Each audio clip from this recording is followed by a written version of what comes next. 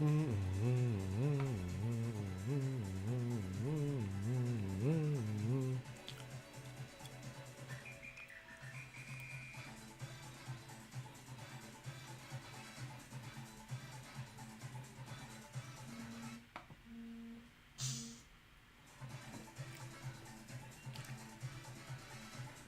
boop, boop, boop, boom, boom, boom. Oh, that is painful.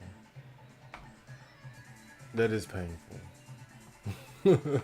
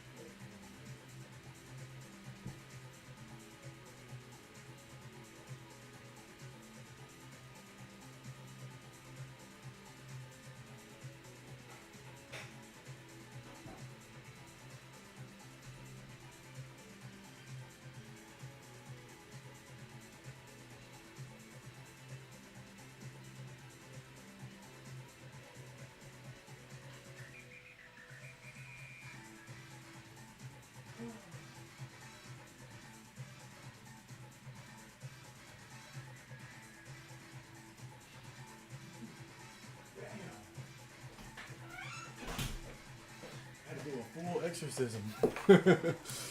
Sheesh. Ow. Hello. Oh boy. So who's here? Gombo, Mark, Dubs. Oh yeah, I'm a little late with that song. Dubs. I apologize for that. I still got the beat sitting right on my desktop too. I'm like, oh, I'm gonna get to it. Happy birthday! Yay!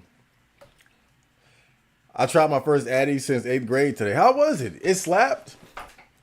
You know, I thought about getting on Adderall myself.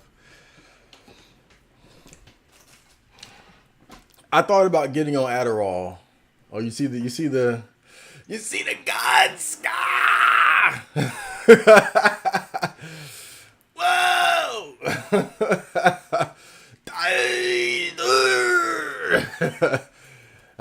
You know I had to show him off. That's the gym, baby. That's the gym. I mean, I already had kind of some size, you know, but the gym just got me. The gym don't play. The gym don't lie. The gym. I was in the gym for like 3 hours yesterday. No, in fact, what was it? Today, I got up. I went to the gym at like 4 in the morning, and I didn't leave till like 7 o'clock. And I was just going. Man, out of the 3 hours I was in there, I was probably only resting for like 30 minutes. I went hard, but I remember I wanted to get Adderall because I felt like I could never focus and get shit done. I'm glad I never got on it because it turned out I didn't need it. But you know, I too thought about getting on the Addies. Those wonderful, wonderful Addies. I already made that song with the margins. I'll rap over it anyway. And send it to you for fun. Happy birthday! Yay! No, dude, it's sitting there. I was just being lazy. I was just like, oh, you know, I'll be like, oh, let me do it. I'll do it this weekend, and then this weekend come, and I'm like, I don't feel good. That beat's still sitting there on my desktop. Just chilling too. But yeah, send some more beats, and maybe I'll rap over. Maybe I'll rap over them. I'll definitely rap over one. Big hit. Welcome to the stream. I got a pint of real walk hard coming soon. A pint of real white. The fuck is that? Oh, y'all going too fast. I'm already falling behind. I gotta keep up. You got a cake this time. You know how I do. You know how we do over here. Broke city, so we make compromises. You get the zebra cake rolls and some birthday cupcakes, and you mix them together. Let me finesse this real quick. Let me finesse this up. It's hot. It's hot as fuck in here too. Oh boy. We haven't had working air conditioner in like 2 years or something.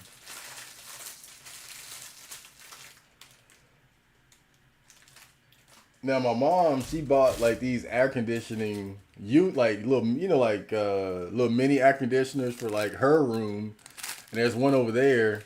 But my room doesn't have any windows or anything, so I can't put one in my room. So I'm fucked up. I can open my door and get a bit of a breeze, but I'm hot. I be in here playing Street Fighter drenched in sweat. Okay, let me see how I can get this shit. Oh my god. Oh boy. The struggle is real, bro. But this shit gonna be good. Ooh, hold up, guys. Hold up now. Hold up now.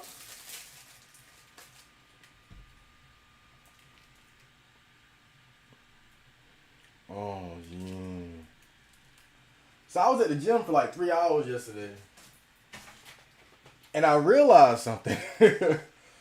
My favorite time to go is like 4 in the morning because nobody's in there. No, like people don't start really coming in until about 5, but they really start getting in there around like 6:30. But I like going there at 4 because then it's like you and maybe like 5 people spread out and like one person working there. But I realized something. All the bitches show up after like 6:30. I was like, my lord. Because that was the longest I ever spent in there. And I was like, yo, so this when all the hoes show up.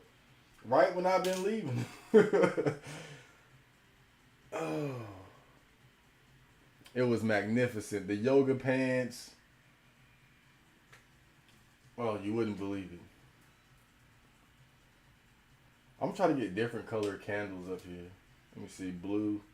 We only got like 4 colors, right? So we gotta. Alright. We gotta mix it up then. I put a yellow over here.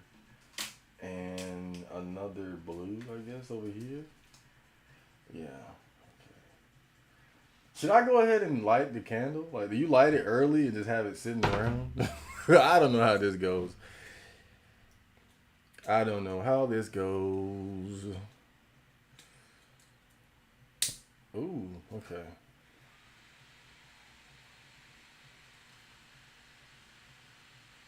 Well, it's already my birthday, so I can cake up.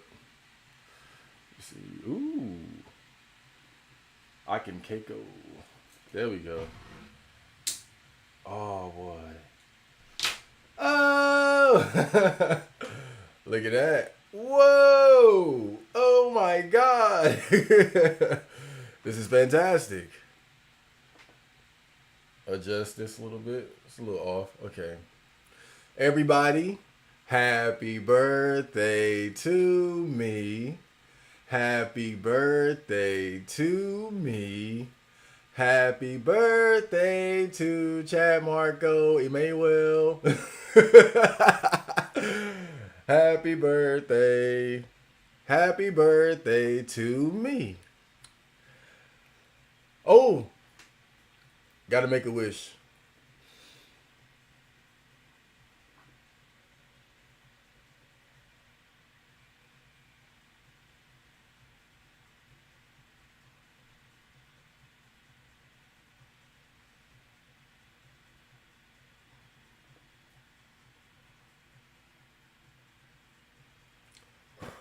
Yay!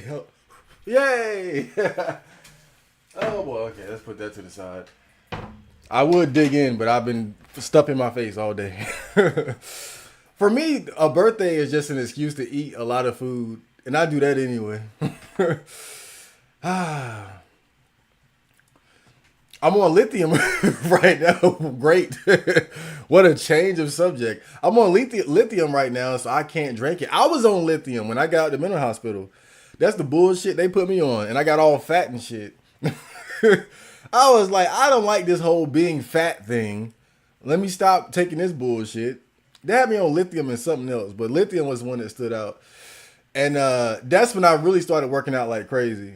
That's when I really stepped it up. And I don't know how much I should attribute the change in my mental health and mood to working out. I was working out before that, but I just remember I was really determined to get off that bullshit. I didn't like it because I was getting fat. I like being fat, and so I started working out really hard after that, and the rest is history. The gods, ah! 3 hours in the gym. Yeah, I was in there, man, because let me see. One, I wanted to really push myself because I think the longest I ever been in there was like an hour and 30 or hour and 45, something like that, or close to 2 hours. So I said, let me push like an extra hour. And so I was in there. Boy. I was acting the fool. And you know, some people, not to brag, but I know there's a lot of people going there and they be in there, but they be chilling too.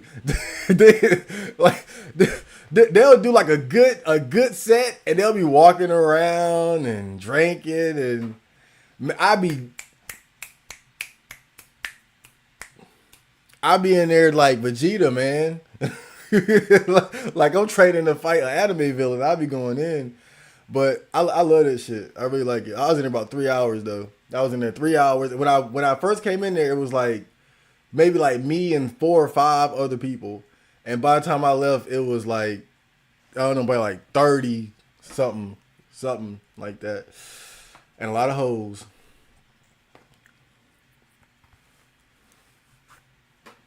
I need to take my neat ass to the gym sometime. Go, let's do it. Gym up. It's training art. It's training art season, man. Don't you see the gains? Don't you see the gains? But really, I think the main thing I noticed was uh, I feel better. I feel like I'm in better shape. Um, I've always had like for me, the longest runs I would go on were like the maybe 4 plus, something like that, like the 4 mile run up to Walmart. That's uptown, and that's right by the gym, right? So now I've been running to the gym. Sometimes, most time I drive, but sometimes I run up there, and then I'll work out and then come back home. But for the first time, and this is crazy, I ran to the gym, I worked out for an hour and ran back home. like didn't stop, just room, worked out, room. Like, and I mean, basically I'm in the best shape of my life. I'm on a different level. And I think going to the gym elevated me because it got me working out different parts of my body that I just wasn't able to hit doing the basic shit at home. So I'm in the best shape of my life. I'm hot in this room, but you know. Oh boy. I'm way behind. Hold on, let me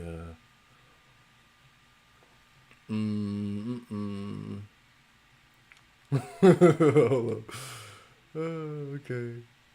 I'm getting lean myself. Y'all know Hellbreaker is Hellbreaker is like what they call it, strong.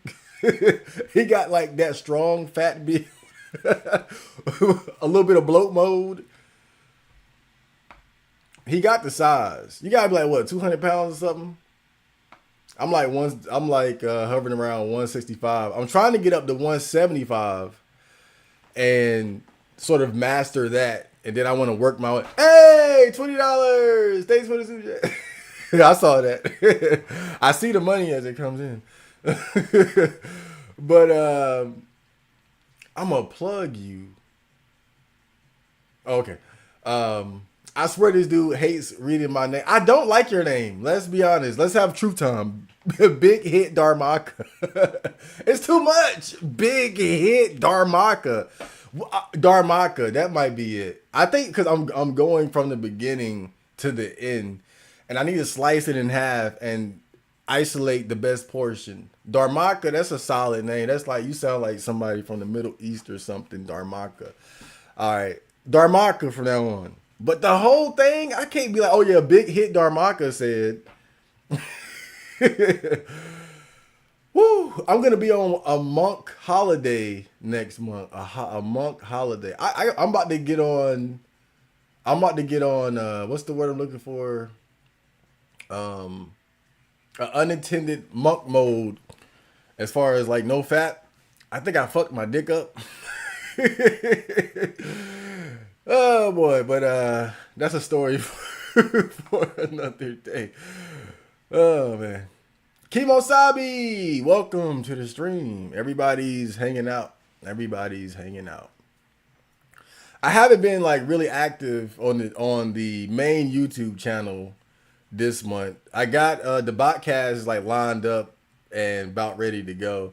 But I ain't gonna lie, I was kind of lazy this month. I was so busy getting the gaming channel. I had everything lined up over there. it's just it's a lot. It's a lot. You know, when you try to do all this shit at the same time, it's like I get the gaming channel, everything lined up, video every other day. Then I'm neglecting this channel. Then when I got this channel rolling, I'm neglecting the other things. So I'm trying to put everything together, but at least I was able to be pretty consistent with the gaming channel. I had every the Tenchu playthroughs and the Street Fighter shit, and so that was pretty cool. But I didn't upload enough on this channel this month. But I got plenty of like video ideas sort of lined up. So once I get going, it'll be you guys have something to look forward to. Whew. I'm sipping peppermint tea, about 20 cents a pint. That sounds boring.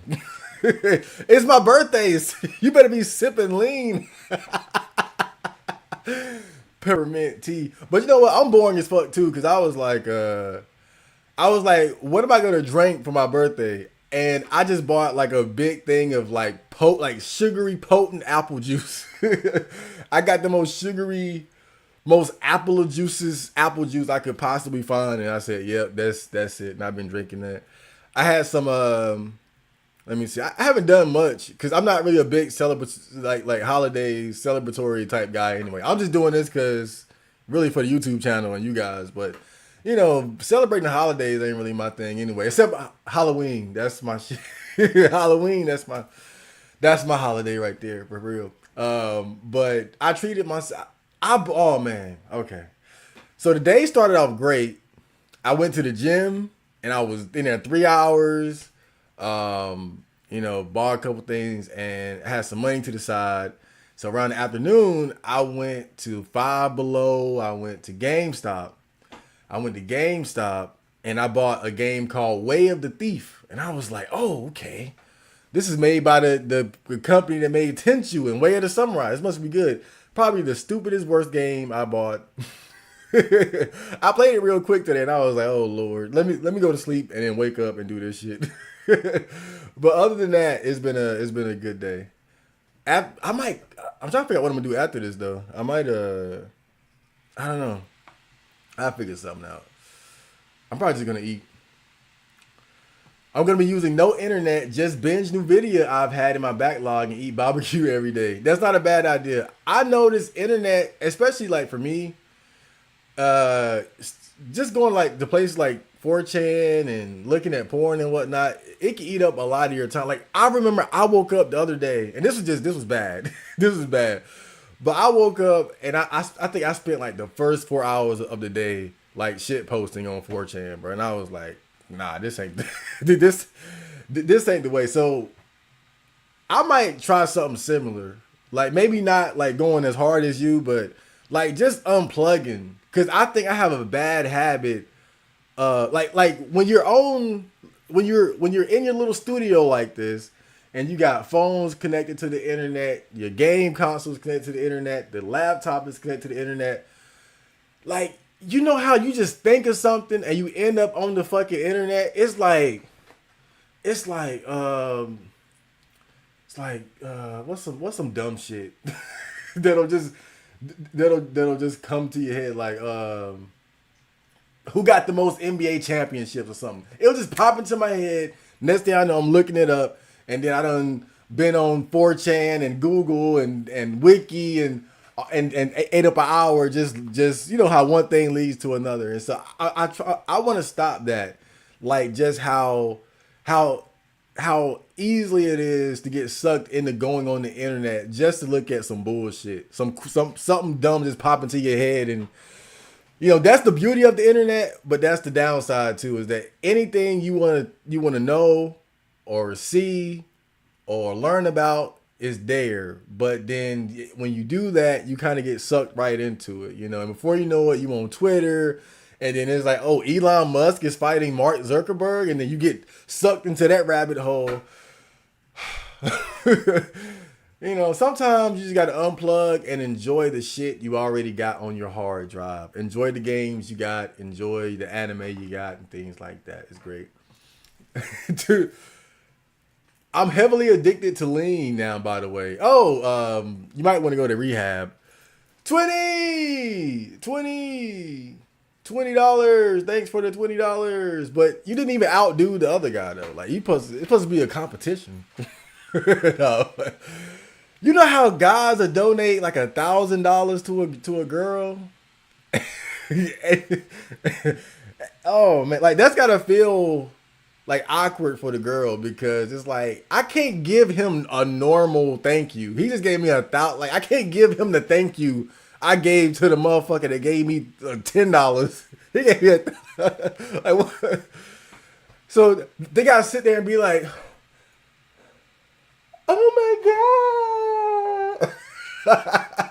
They gotta really play it up. I can't just be like, thanks for the super chat, John. $1,000, bitch. Oh boy, this is a good night. I want to eat this cake, but I ain't got nothing to eat it with. I can eat it with my hands. Let me get a bite here. I don't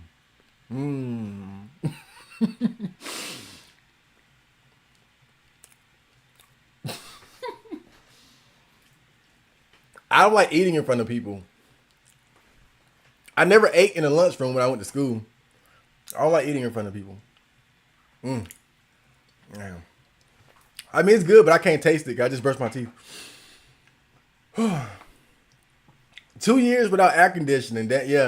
I miss that shit. I miss air conditioner because I got the vent right there on the ceiling, so I could set the mood, put on a horror movie, turn on the air conditioner, wrap up. I can't do that shit no more. It be so goddamn hot in here. But like everybody else is all right because they got the little mini ones, and like upstairs is all right, and it's one right there, but I don't leave my door open, so I just get stuck in the box, and I don't got no windows. Or I got a door. That's it. So I'll be in here just fucked up, but I'm used to the heat anyway. I had some of those zebra cakes a while back and then put my ass to sleep for about a day. You know, eating a lot like that causes lethargy. I saw like this Indian guru guy talking about that. And I think when you eat a lot of junk food and shit, it does it'll put you down. But you know what? The zebra cake rolls. This ain't a regular zebra cake. This is a zebra cake roll. It's vastly superior to the regular zebra cake. I would suggest you trying it out at least once. They're more potent. It got a stronger taste. It's just like, cause it's like all the zebra cake is rolled up. It ain't spread out into a cake. It's a roll of just zebra cake, and it's potent and pure. It's pure zebra cake. It's good. Ah, yeah. I wish there was male-only gyms. The thoughts distract me. Now, see, I'm pretty good at not getting distracted. Like me, like, all right, just for example, today when I was at the gym, I was doing the bench press, and no, wait, what was happening? What was happening? What was going on? What happened? Okay, I think it was a girl to my right. She was doing like squats or something. And she had on like the pants with the ass line with the with the pants that go in the ass intentionally. And so in a situation like that, I'm really focused on what I'm doing. But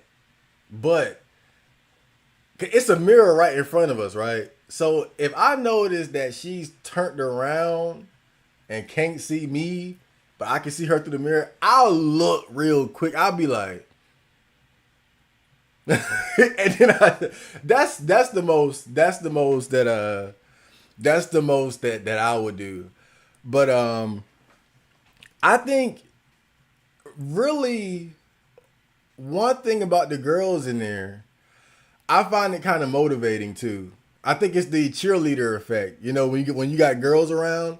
Like, it's not intentional, but it's something about when a I think it's just fucking biology. When a guy's around girls and those girls are around, it just like your spirit just goes up or something. So if you can refrain from being like distracted and you know and just kind of enjoy the energy that it might bring, that's cool.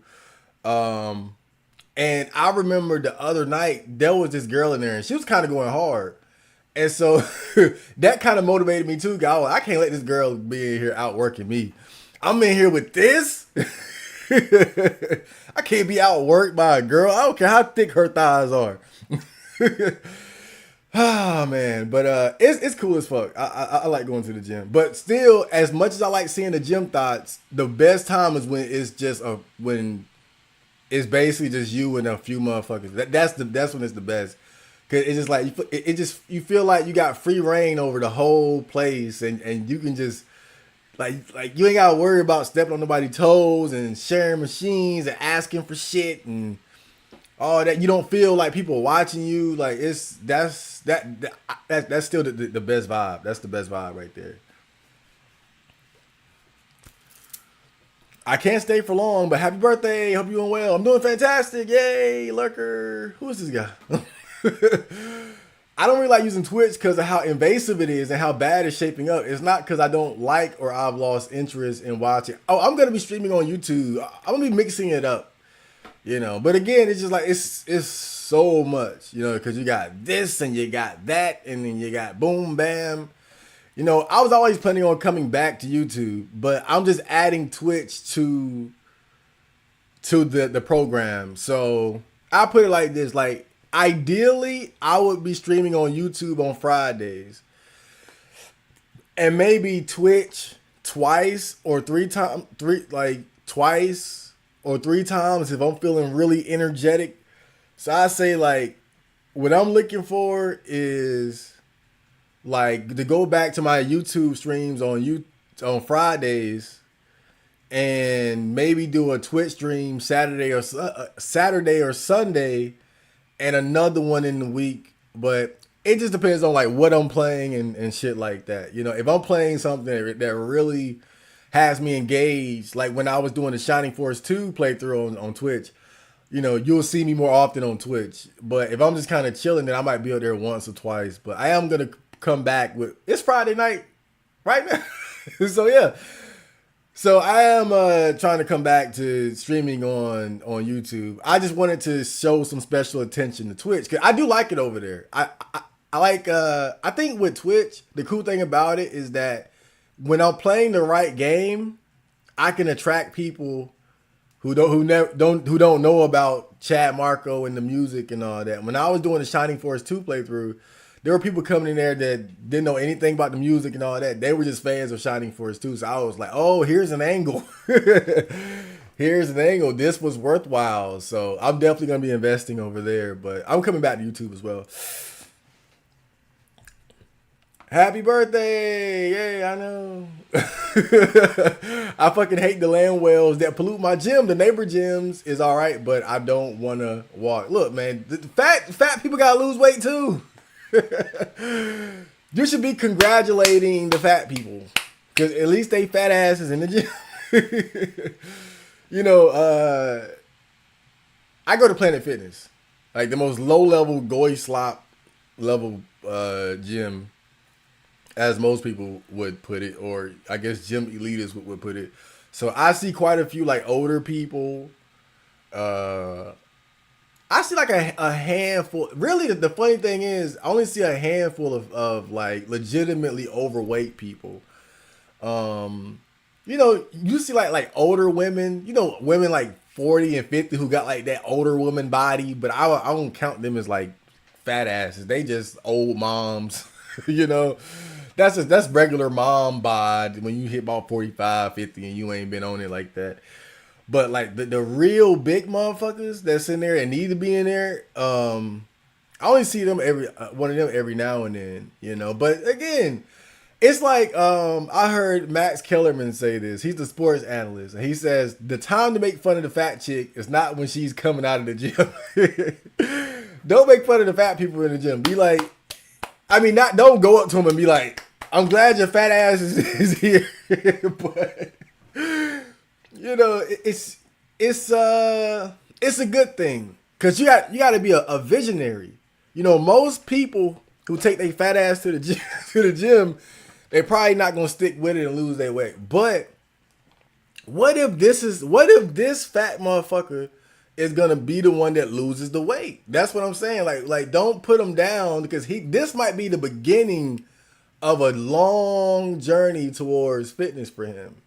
You know, even David Goggins was a fat ass at one point. Now look at him running across the world like the Flash.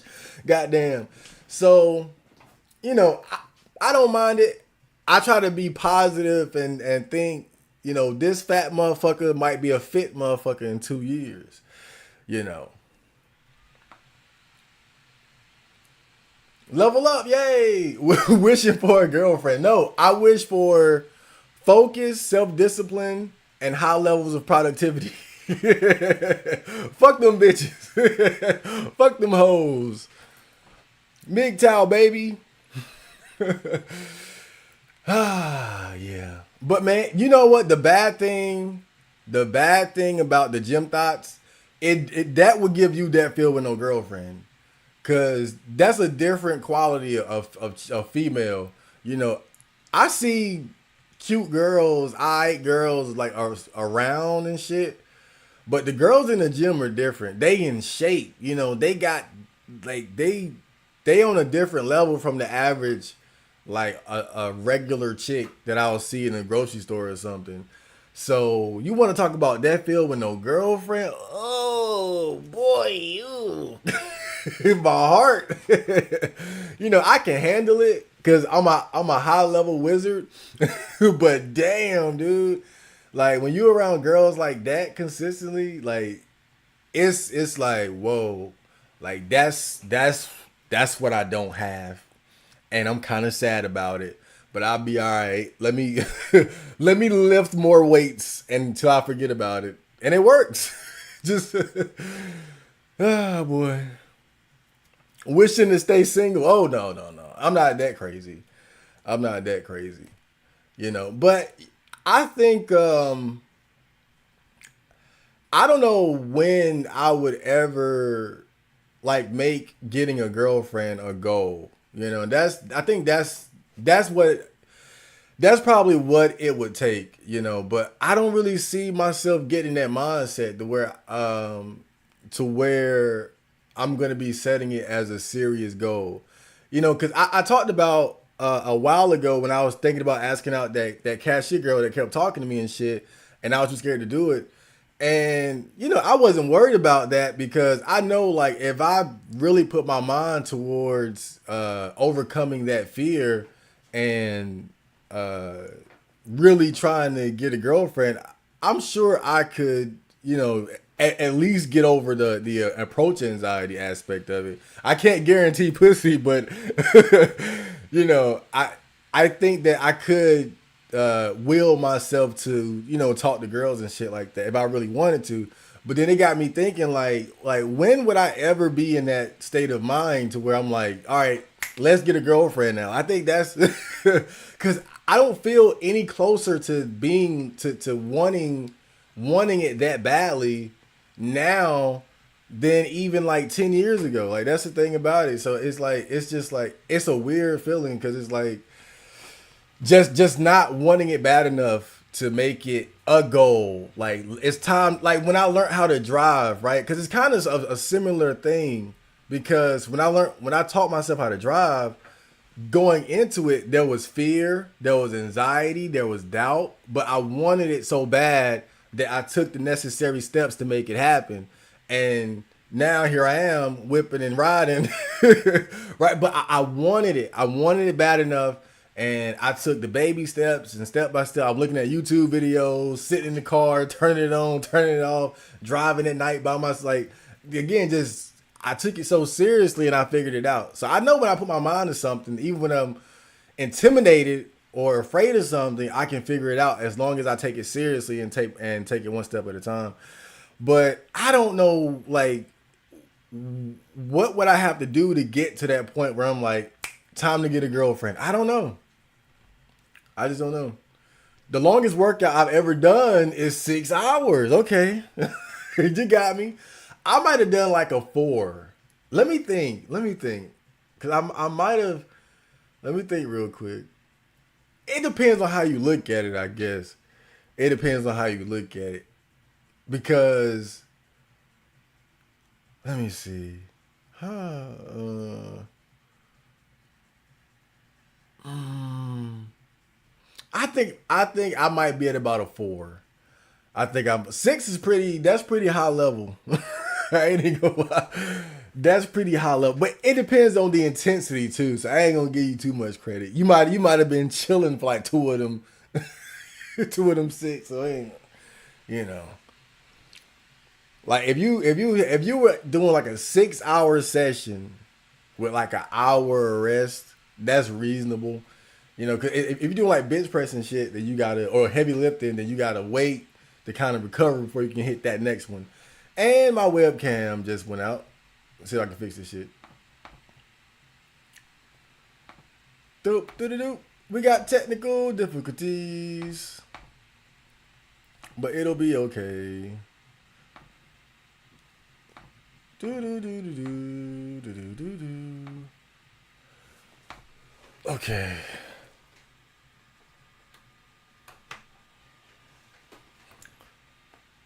I remember when I was reading the Chainsaw Man manga, and I got to start reading that again too. I got mad at that last chapter and I stopped, but I bet it was probably just about to get good too. But I remember I had my webcam on and it froze up just like that, and I didn't even realize it, and I was like, oh boy, that's great. Well, they'll just have to live with it. They'll be all right. I'm wishing to stay single. Workout coom, workout coom. It's a never-ending cycle. Wait, it happened again. Hold up. Workout coom, workout coom. Doo-doo-doo. Doo-doo-doo-doo-doo. Doo-doo-doo-doo. Oh, hold up.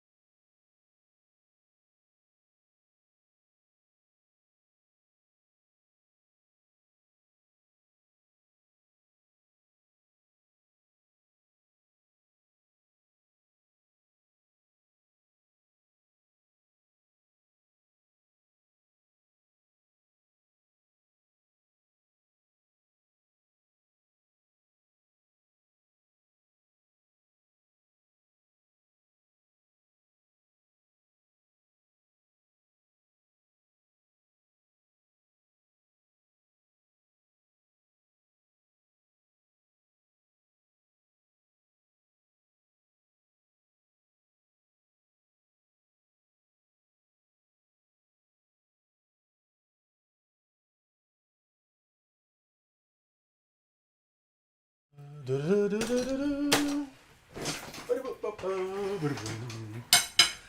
Okay. All right. Let me see if I can fix this shit. Yeah.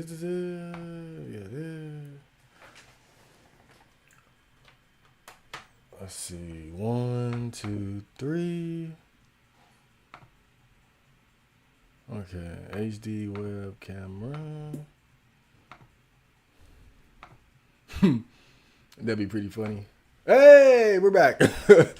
And we're not. God fucking damn it, shit. Okay, let's try again. Maybe I could just be on audio. And that'll be fine. Let me see. Deactivate, activate. Do-do-do. Yeah, it'll be like the botcast. No camera. Oh no. Now it's not responding. Great.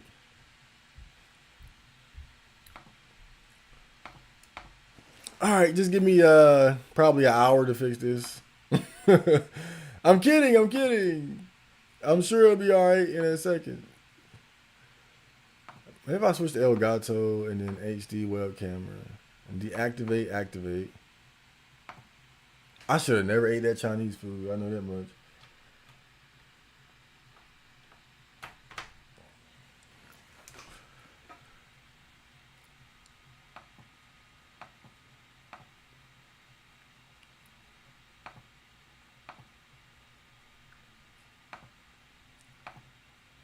Oh, wait a minute. What happened? Webcam? Okay. Now, webcam. Maybe if I lock it in and then. Okay.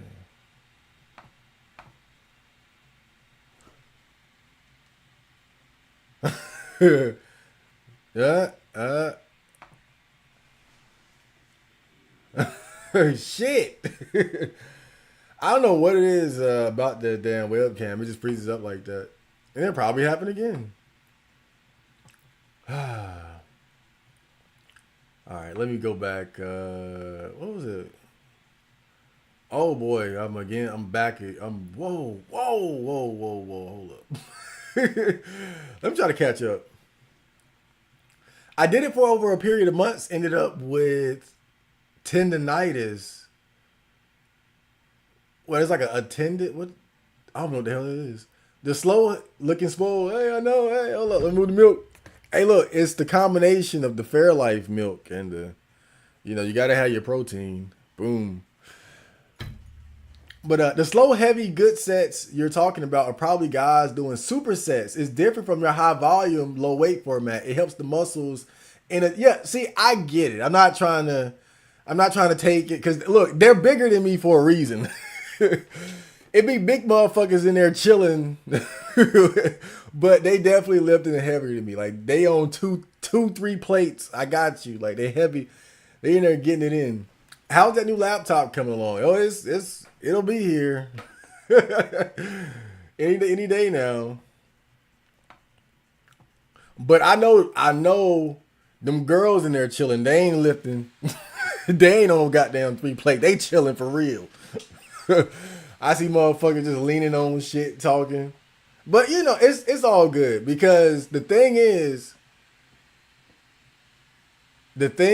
well, at least during the times I go, and sometimes I go when it's pretty active, it's usually not too crowded to where you can't just kind of chill out a little bit. It is a kind of a laid back environment. I think if it was more crowded, you couldn't do it because everybody needing to get on the machines and all that.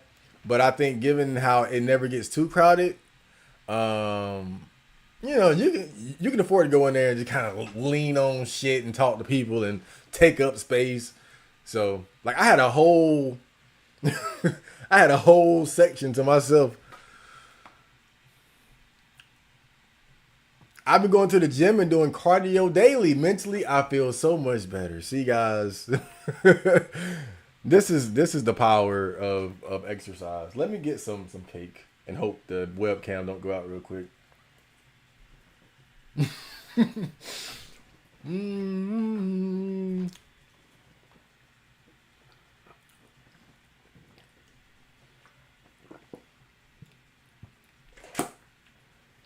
The milk tastes better than the cake. Damn. Woo. God damn. What if I go to the gym just sipping Fairlife milk? Yep, super chat. Just say Dharmaka like the. Ooh, another super chat. Thank you. I'm a flex for you.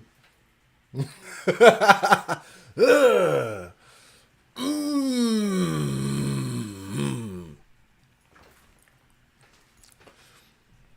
I saw a video with Ric Flair talking about his gym routine, and he said he been doing like 200 plus, like 250 push-ups, like every time he go to the gym since like he was in like his prime and shit. Like he said, his goal is to always be able to do what he could do when he was young, and I was like, I like that attitude. Speaking of which, my accidentally pulled and gripped too hard and got my chicken skin.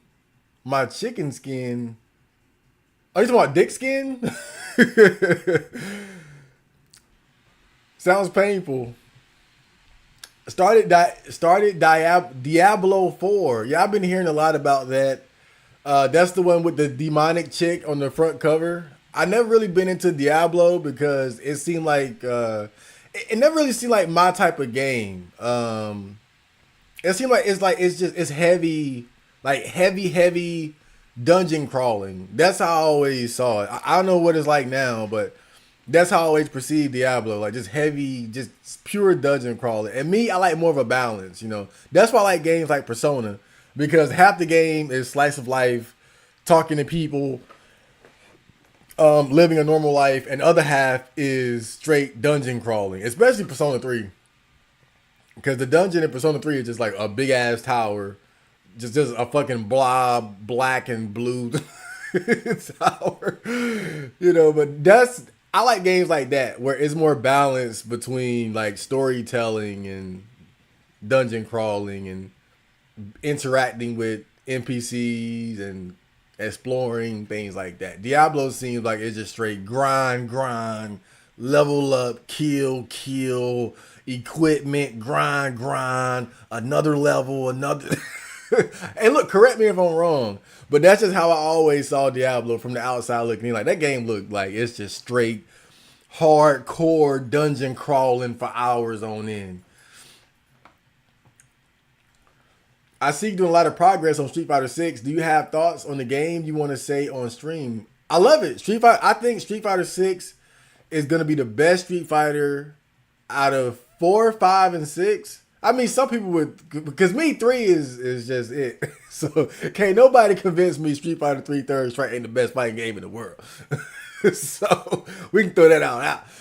And Street Fighter 2 is like the OG classic, you know. You can't, don't even disrespect the OG classic like that. So I ain't put, but I'm saying out of the 4, 5, and 6, I predict 6 is gonna be the best out of that 3. That's what I believe. And I think 1 is that it has the best release.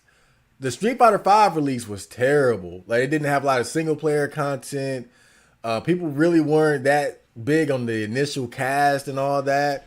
Street Fighter 4 was a big release too, though. Like I think Street Fighter 4 is gonna be the biggest competition in Street Fighter 6. People forget how lit Street Fighter 4 was. It really was. But I just think 6 has the potential to be the best Street Fighter game of like this era out of 4, 5, and 6. I really do. I think they dropped it with a lot of single player content. The World Tour mode was more than what we could have asked for in terms of single player content, and it's something that casual players and, you know, intermediate and advanced players can enjoy. They have like the fighting hub. I haven't gone there, but I've seen a lot of people say good things about that. It come with arcade mode and all that. And remember, Street Fighter 5 didn't have hardly any single player content. Then on top of that, the effort they put into like the tutorials and training and all that. They got a character guide for every character that teaches you the basics of how to play them. They got combo trials. Even in training mode, they have different things set up for you. Like if you want to do specific anti-air training, you can click on that, boom, and you got like just like that, you can practice your anti-airs and shit like that.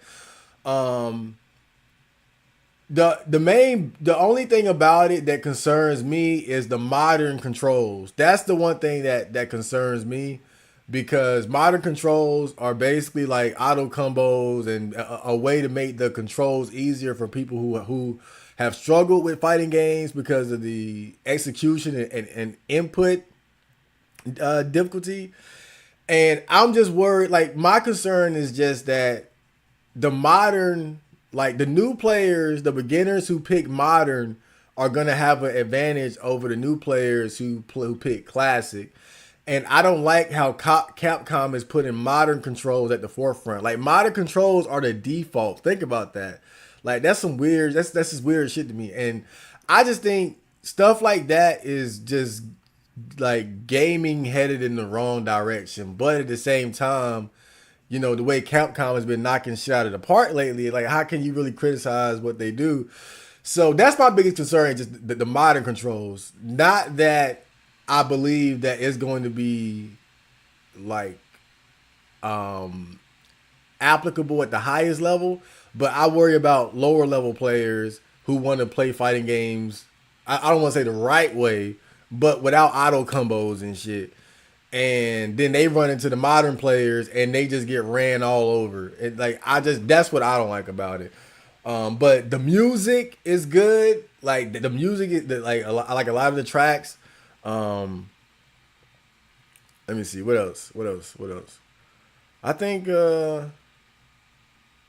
yeah, I think that's about it. I think that's about it. But yeah, overall, like it's Street Fighter 6 is gonna be the fighting game. It's gonna be the fighting game. The drive system is kind of questionable to me. I predict they're gonna have to make some adjustments to it. Because the one weird thing about playing that game is that it feels like the matches revolve so much around the drive system, because it's as powerful as it is weak, in that you can use it to your advantage, but it can also be used against you, right? Like if you use it first and they counter it, then they basically get a free combo on you and shit like that.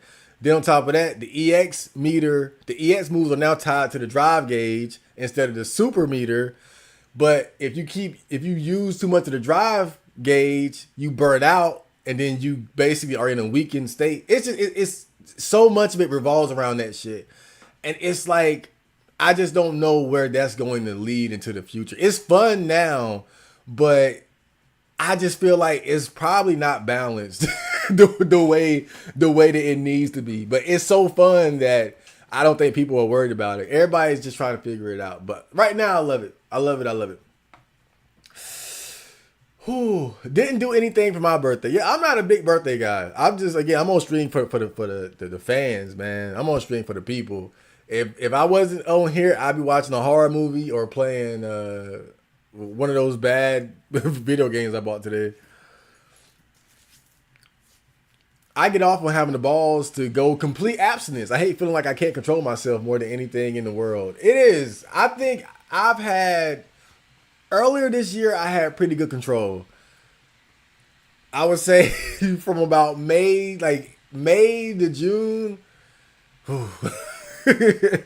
I've been going kind of crazy, but I don't know. Now I'm kind of just.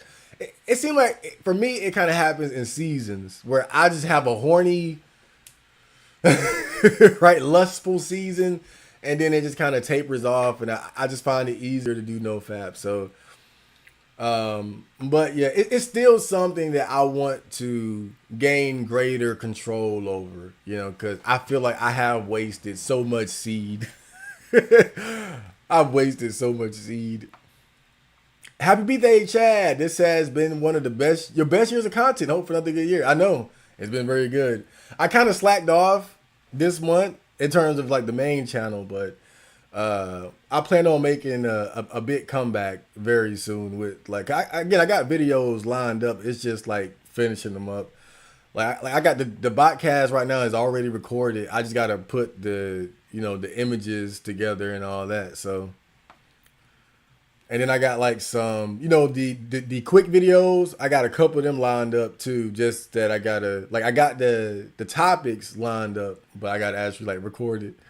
Because I don't like to just hop on and be talking shit. I want to do a little research before I actually talk about stuff. It's so easy to just want to put out videos, but I don't want to be talking about stuff I don't really know anything about. So, that's like when I did the video on who should pay for the first date.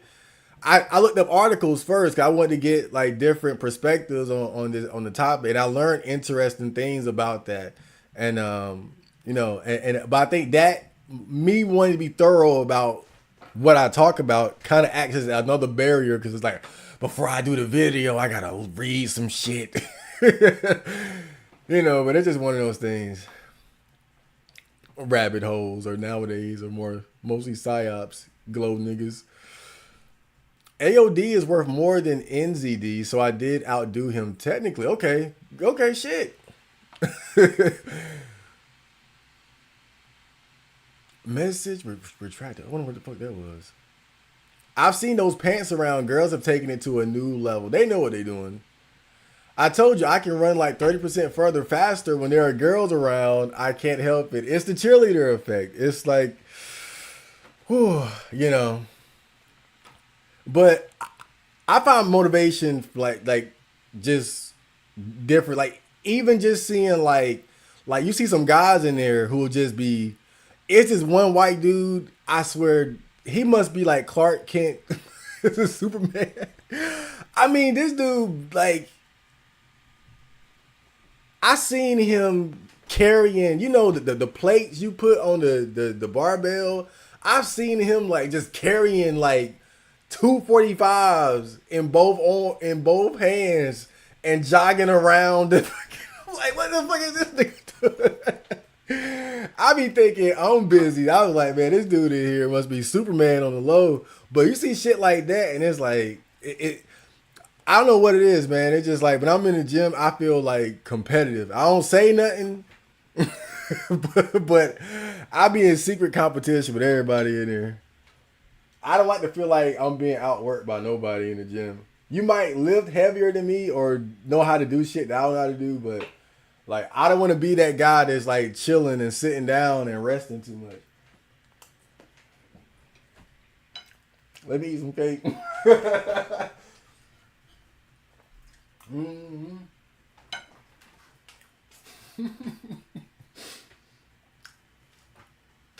I feel like everybody's watching me eat. It's like being in school again. Boy, when you chase that shit with the Fairlife, man, let me tell you, it's great.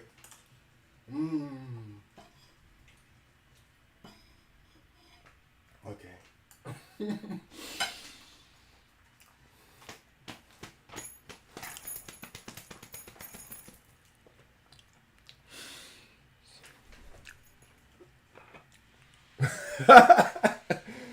Okay.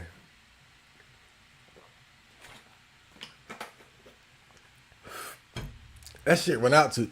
This shit costs like $4.50 a bottle, man, and it don't last. Like it ain't. It's not that big. It's not a big bottle. Look at my hand, bro. It's not a big bottle. I can drink one of them a day. Okay. Okay, I'm ready. It's kind of funny that there's a 10 plus year age difference between me and Marco, but he's still a virgin. But I lost my inceldom so fast, even thinking about fat, long hair. I remember you were telling me all the stories. Like you were trying to get with a twink and but yeah, I mean shit. But you were in college though, right? When all this shit like when you lost your virginity, you were in college. Like you were doing like you were in the mix. I always said I think that if I would have went to college, I think I would have lost my virginity. I don't think I would have been a virgin today if I would have went to college. Because, obviously look at me. Obviously I'm a striking young gentleman here. But just based off of the way my friend described college and how I've heard other people describe college, I think that would have been a great environment for me in terms of getting laid possibly because it's so many it's the perfect time and the perfect place.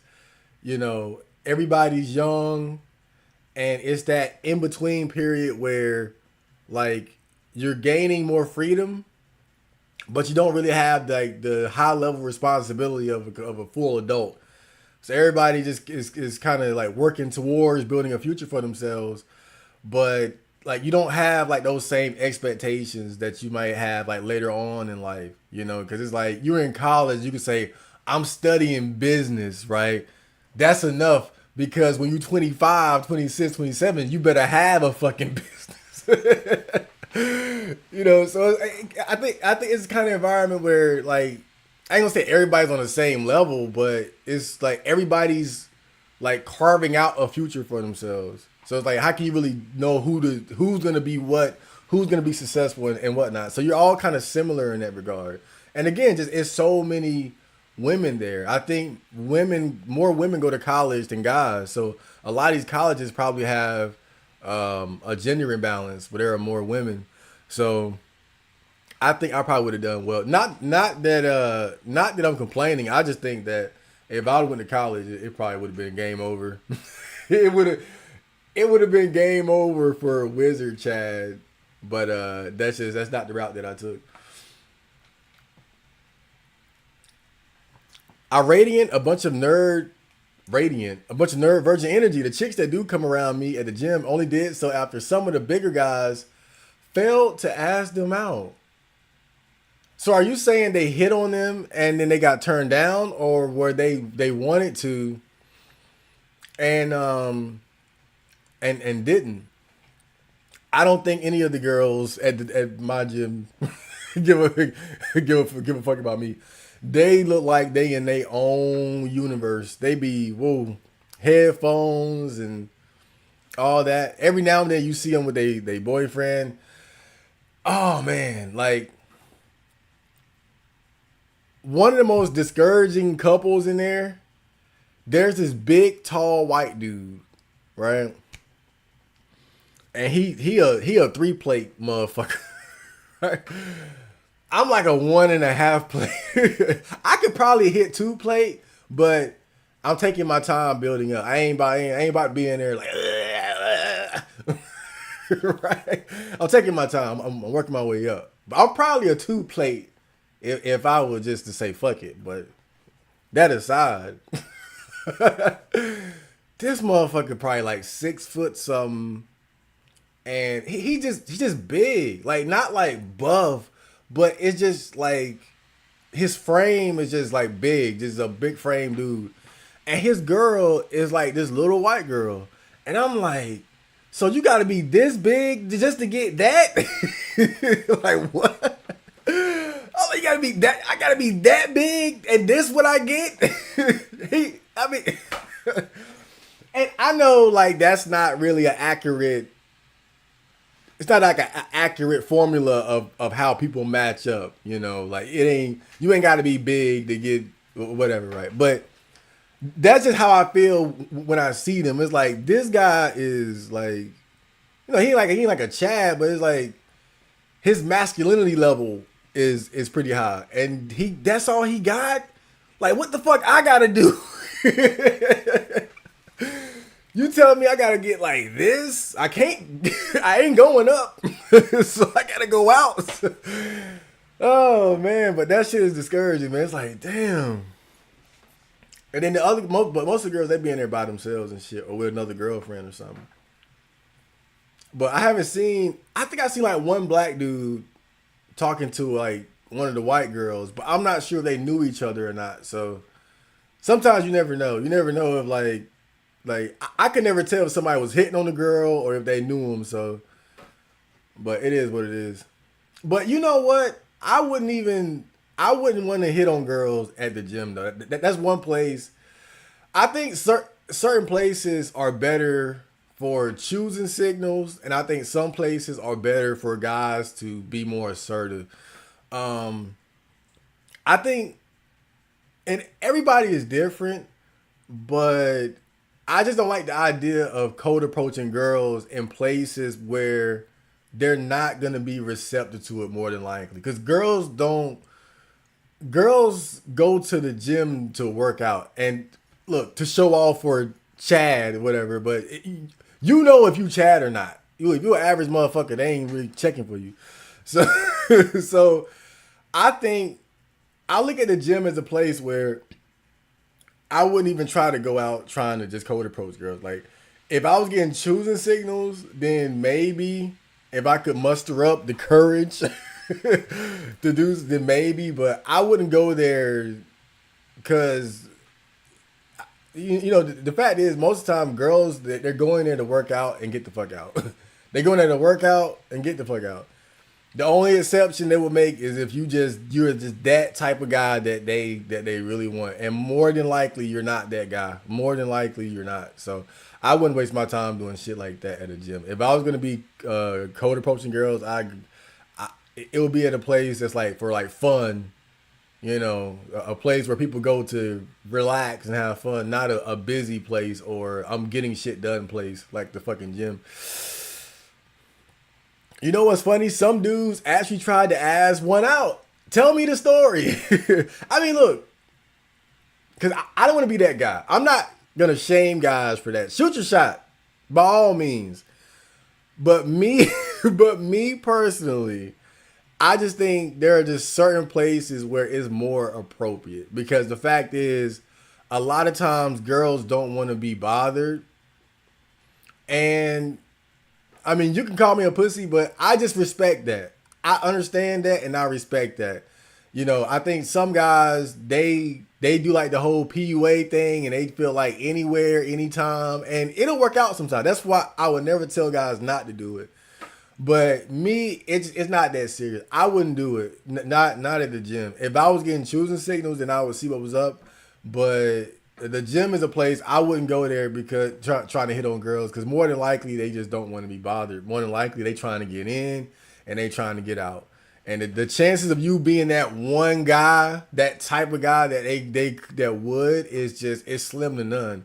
So I wouldn't even waste my time. I think something like that, I do that in a different environment. You know. Most of the girls around me are old or mid.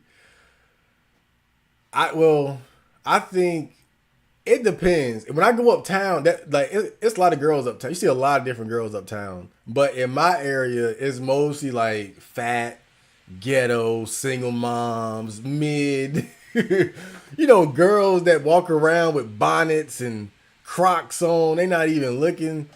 Yeah, you know. Every now and then you see somebody cute. You look so young for 31. I know. I know. You know, it's funny. Did I say this earlier? But the cashier girl that's been talking to me, she asked me how old I was, and I asked her, "How old do you think I am?" And she thought I was like 23, 24 years old. Oh, was I? You know. I was flattered, but I'm actually an old man. I'm an old man. How does such a handsome, how does such a, you know, how does such a, oh boy. Y'all make me feel so good about myself. How does such a handsome and young dude get no good girl? Dude, it can have. Look, really, all you have to do is not try. That's it. That's all you have to do is don't try, don't compromise, don't. I'm telling you guys, like I know the reason why I say if I would have went to college, I probably would have lost my virginity is because I think what college does, it takes away the you having to try part a lot. Because when my friend was telling me about, you know, the encounters he had with girls, he wasn't out there. Like the only time he was cold approaching girls was when he went to the club. You know, that was the only time he would really be out like, okay, I see her, let me go talk to her. But the way he met girls was just young people, like him and his friends hanging out. Oh, we smoke weed, they smoke weed, we're gonna come together. So him and his crew link up with another crew, and it happened to be 3 girls in that group, and then just men and women hanging out, you vibing off each other, you feel it. Oh, I think she liked me, or I like her. Like it's a way for people to interact without anyone having the cold approach or put their ego on the line. You can feel it out in a natural way. And most of the stories he told me was just like that. It won't know he went up to random girls and he was hanging out and just naturally he was just running into girls and meeting and hanging out with them and shit like that. And I think that outside of an environment where stuff like that can happen, you have to be more assertive. And I've never cared enough about trying to have sex or getting a girlfriend to do that, nor am I in an environment where I can just sort of naturally interact with and meet women. And so, again, all you gotta do is not try. And I'm not attractive enough to really, bring girls in. I can't attract girls just based off this awesome smile. I know it's awesome, but damn, look at that smile. Oh, ew. But not even that is enough. But all you gotta do is just don't do shit. just don't do shit.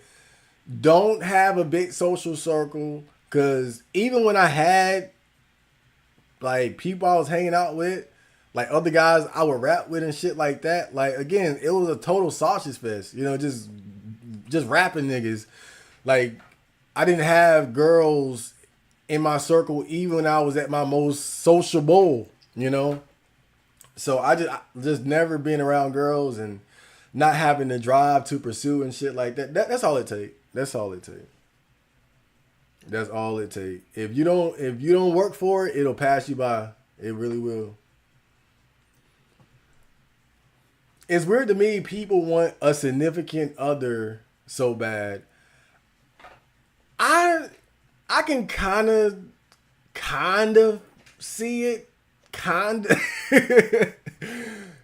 but I could never relate to the like I gotta have it, because when I see girls that I really like, it's like damn, like I kind of get like, of course you would want that, but it's to me it's so many other things to appreciate and enjoy about life. It's just that it's not important enough for it to just completely destroy my ability to enjoy life, Like every now and then, just like I said, going to the gym, you see like some real fit, attractive women, and it's like, oh, if only, But then you get back to your set, you listen to Street Fighter Third Strike music in your headphones, and before you know it, like you don't forgot about the shit. You in there, I'm in there. Like lifting it, man. Like to me, it's all about just having a way to enjoy life. It's many different ways to enjoy life, and I think that relationships and sex, that's just one way. That's just one thing that you can indulge in and enjoy about life. But it's so much more. To me, it's so much. It's so much to appreciate and so much to enjoy about life that I never felt like, oh, I gotta have it. But damn, it'll be nice. Do you hate yourself that much? You know what? I'm not gonna say they hate themselves, but I think they haven't learned to really love themselves. I think that there's a void because I remember when I was in my early 20s, there was a period where I felt myself kind of leaning towards thinking more about wanting to have a relationship and shit like that. But I noticed during that time, I was not focused on any of the things that I was really into. I really, really fell off track. And I think that was like before I went to the mental hospital even. But I noticed once I got back focused on the things that I was into, music and anime, video games, working out, reading, and general self-improvement and, content creation and shit like that. Again, that void was no longer there. So I didn't feel like I needed to fill it with anything. And I think like my sense of self-worth and self-love really solidified itself during that time. And once you have like that true, like just, I love the fuck out of myself. like when you can honestly say, I don't want to be nobody on this planet but who I am. Like that level of self-love is like, cause that's how I feel. I don't want to be nobody but Chad Marco. That's all I need. I love myself to death. And when you get to that point, that's something that can sustain you through a lot. And I always say this. I always say I haven't had a bad day since Friender died, and I really haven't.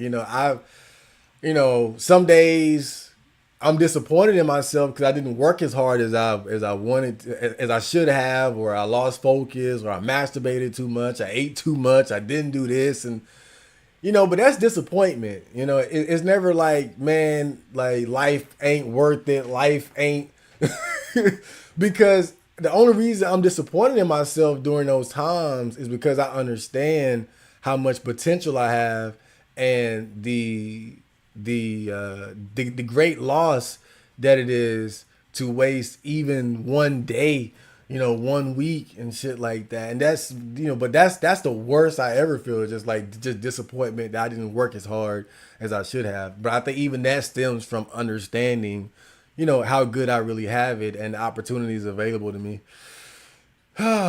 This talk is getting too deep. I gotta save these for the quick vids.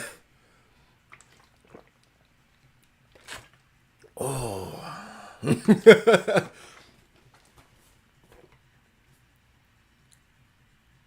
13 grams of protein per serving? 6 servings? That's what, like 70 something grams of sugar? I don't know how to do math, but loneliness is a state of mind. Loneliness, what is I don't even understand loneliness. I never felt lonely in my life. I never felt lonely in my whole life. I never felt it. Happy birthday! Looking young and fresh. Look at that smile. Hey. There's so many things better than having a girlfriend. A mid girlfriend. I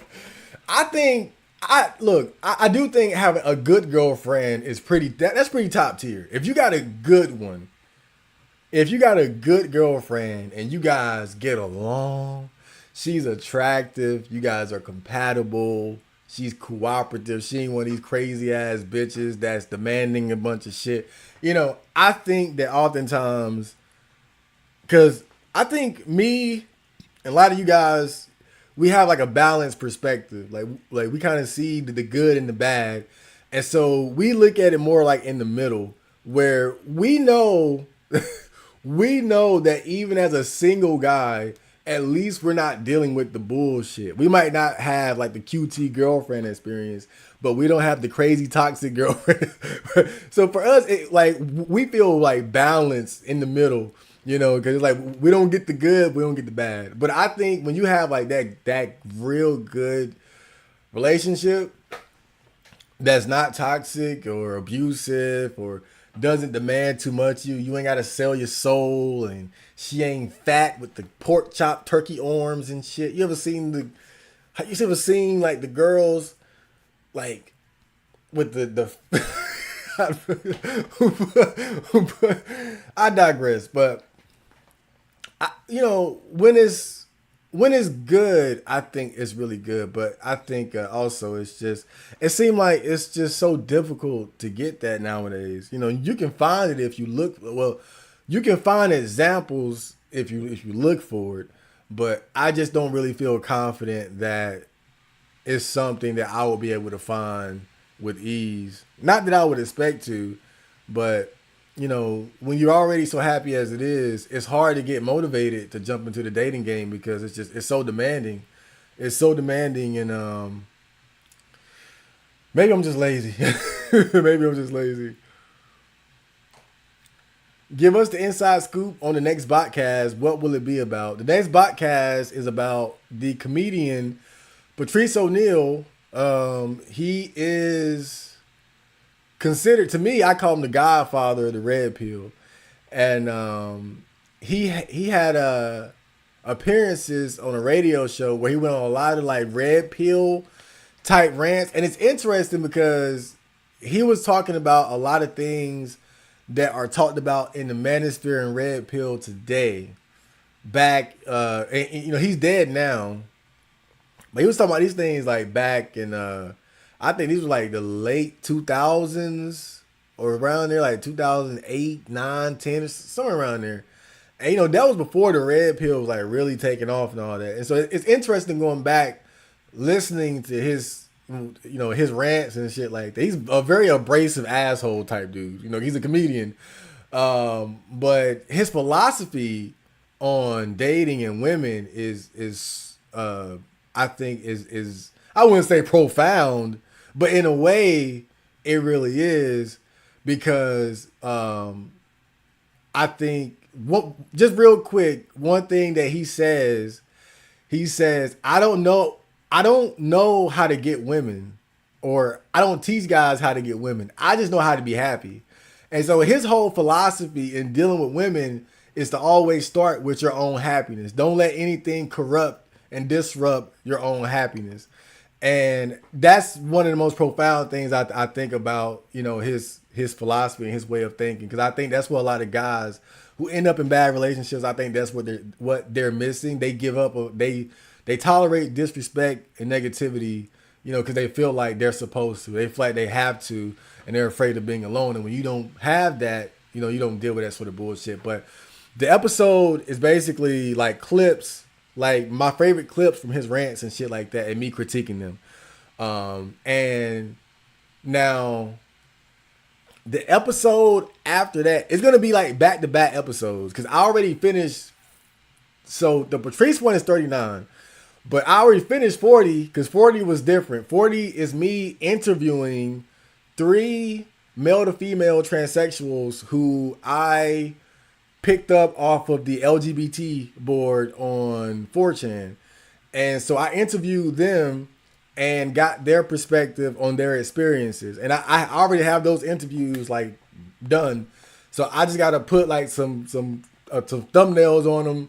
Botcast it, boom. So once the Patrice O'Neal one comes out, that one's coming out right after, because it's basically, that one's really done, because it ain't nothing but interviews. So I couldn't add anything else because the interviews are so fucking long. We were having like real long ass conversations and shit.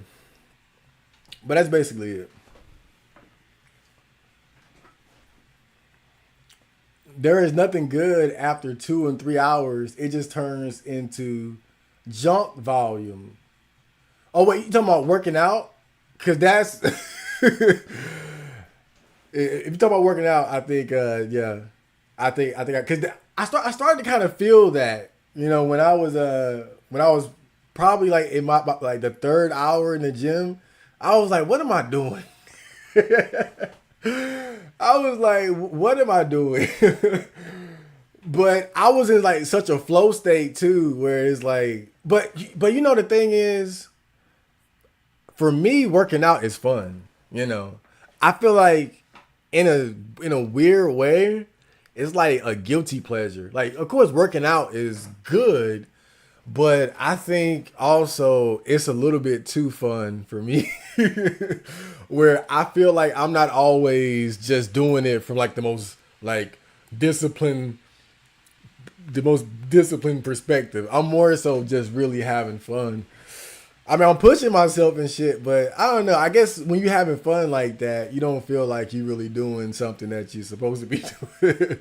But I really have like that Goku gene of like, I love to train. I do.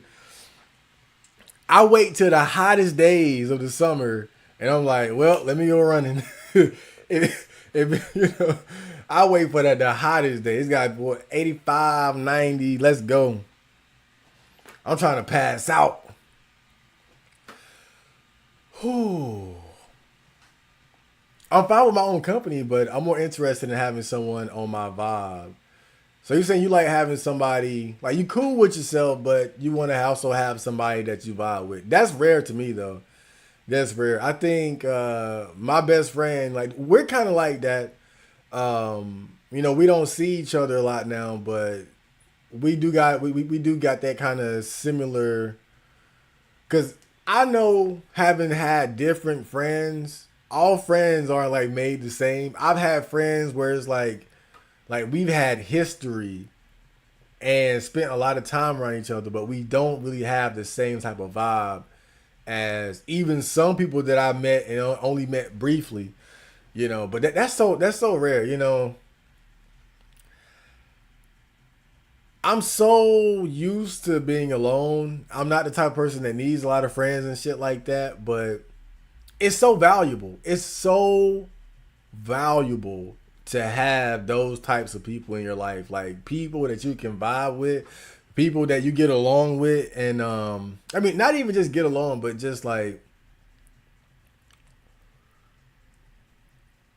when you guys can like share interests and shit like that, you know, like y'all can participate and do the same things together and enjoy it together. Like it's so valuable. If I wasn't so used to being alone, I'd probably seek it out more. And I think at some point I'm definitely gonna try to put myself out more in terms of like hanging out, making new friends and shit. But it really is. It's a nice thing.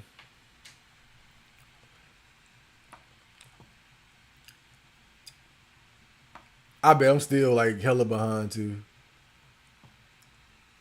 Chad is so me. I rage quit manga so often. I did kind of rage quit Chainsaw Man, but I want to get back into Chainsaw Man. I got to get back. Like I gotta, you know. I feel like I ain't really get into it.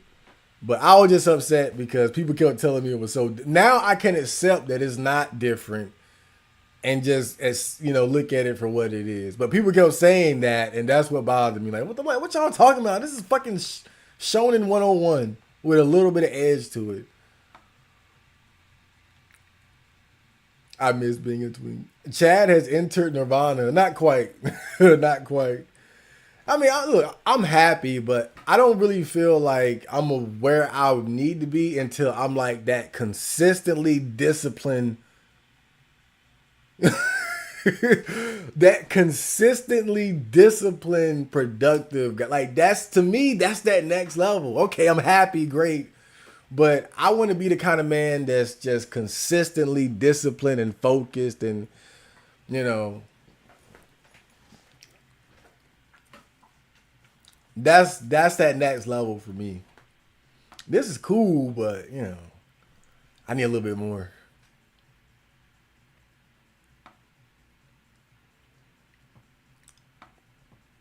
Ooh, ooh, ooh, ooh, ooh. I'm looking like, oh, what time is it? Oh boy, we so behind. Look at them guns, man. I know.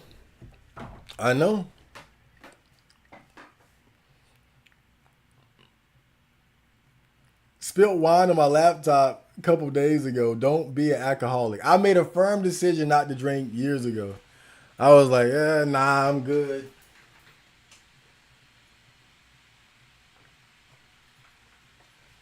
Mm.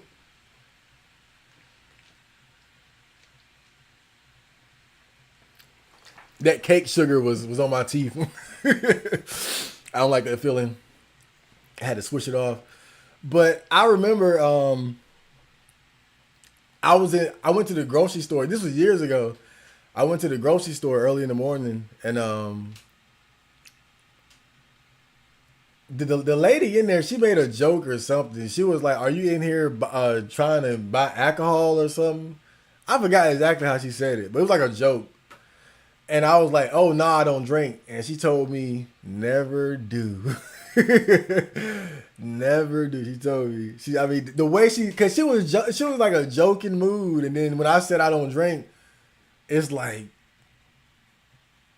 never, like never, never. Like she was telling me, like don't eat. Like she was like, oh, you don't even go there. Then don't even start.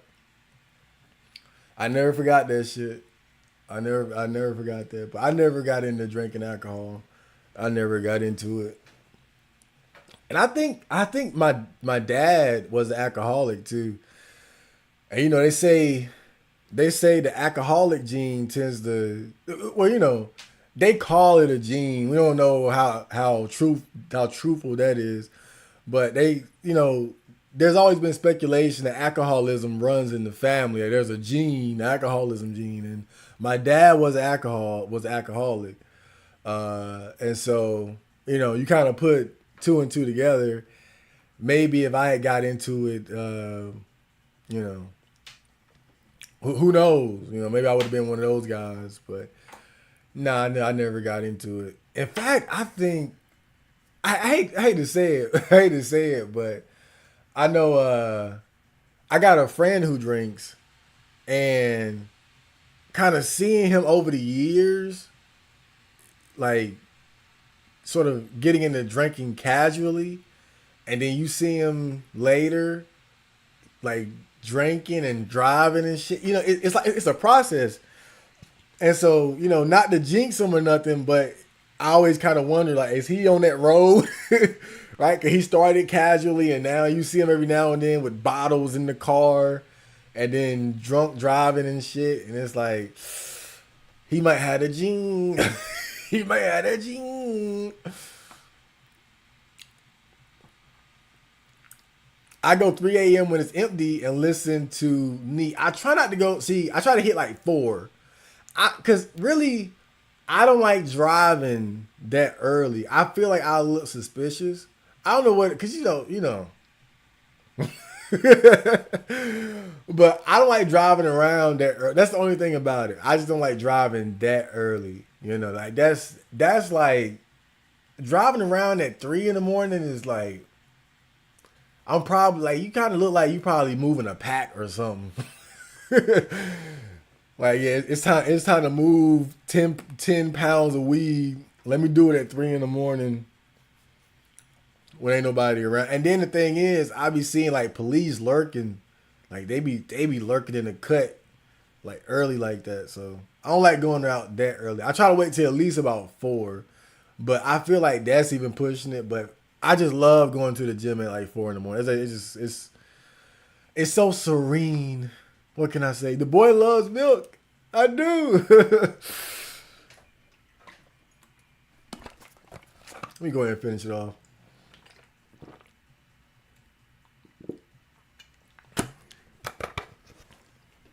But you know, I've had it in this room. It's warm now, so milk gotta be ice cold for me. I don't like cold milk. I don't like warm milk. It gotta be ice cold. Snacks are on me, yay! I mean, I got the snacks, but you paid for them now, so don't get me started on milk. I'm a milk addict. If I buy any amount of milk on any given day, I end up drinking it all that same day. Now, see, I try to be conservative with it. I usually drink like 70%. Like, I probably drunk like 70% of this yesterday. And what you guys saw me drink was like the last like 30. But that's usually how I do it. I'll drink like 70% of the bottle right that day. And I'll save just enough to get a little milk, a milk session in the next day. But that's usually how I do it. Y'all got me want to go to the gym again, bro. Lilith seems to be the main villain. It has a story, but it's quite easy to pick up. Okay, that's Diablo. Uncle Ted died. Rested. Oh yeah, Ted Kaczynski. How did he die again? Was it cancer or what?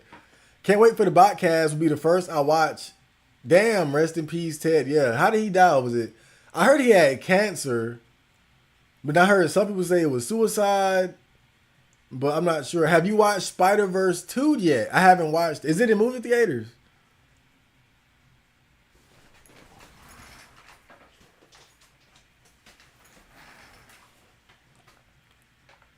Is it in movie theaters? I've heard good things about it. But, you know, nowadays it's just like,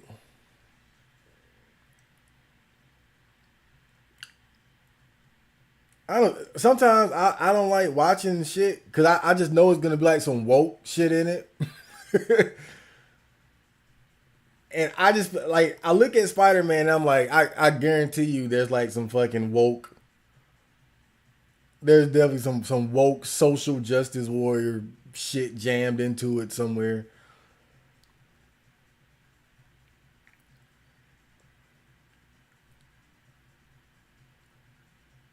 Let me see. Hold up. Phone is. Well, as I wait for my phone to figure out what it wants to do, I'll read some more so I don't get too left behind.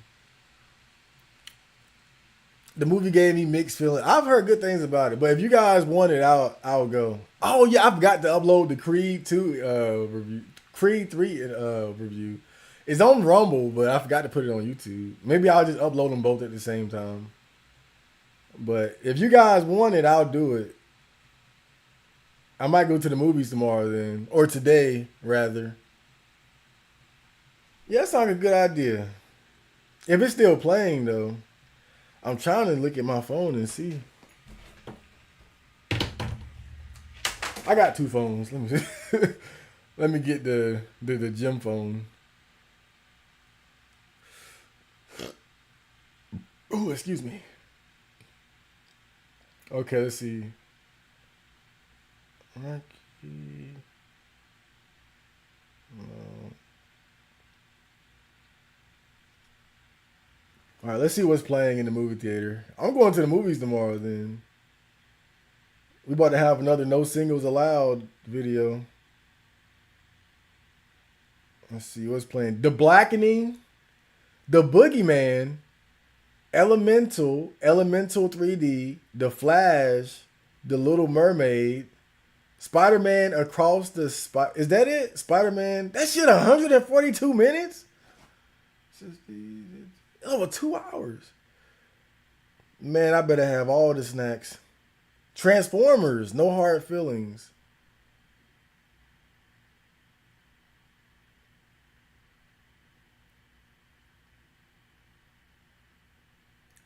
After reuniting with Gwen Stacy, Miles Morales, Brooklyn's full-time friendly neighborhood Spider-Man, is catapulted across the multiverse, where he encounters a team of spider people charged with protecting his very existence. But when the heroes clash on how to handle a new threat, Miles finds himself pitted against other spiders and must redefine what it means to be a hero so he can save the people he loves most. Okay. Yeah, let's do it.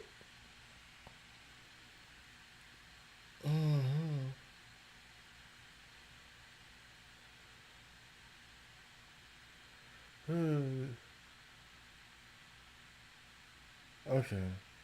Oh. Yeah, that sounds cool. Chad has infinite amounts of stamina. I wish it transferred to everything that I everything that I did. It seems to be specifically for working out. Sometimes I'll be sitting here watching a movie and I'll be like, damn, I need to take a break. I'll get like 45 minutes into a movie and I'll be like, I gotta take a break. I gotta take a nap, then get up, watch the rest of it. I'll watch half a movie, take a nap, get up, watch the other half. But when it comes to working out, man, I just, ugh. Dove gotten so fresh recently. He's a glow. I seen it. He on a glow up. Chad might unironically achieve religious enlightenment on his. I'm not an incel. Don't. Hey now. I take offense to that. Involuntarily celibate. Look at me. If I put this much effort, I could at least fuck a fat bitch. Do fat women count? We shouldn't count. I don't know. I mean, yeah, but I'm not impressed. I'm not like if you only had sex with fat women, you a virgin to me. If you only had sex with fat women, you a virgin to me, man. I'm gonna just be real with you. It's too easy. It's like if you have sex with a dude, you basically still a virgin. It's too easy.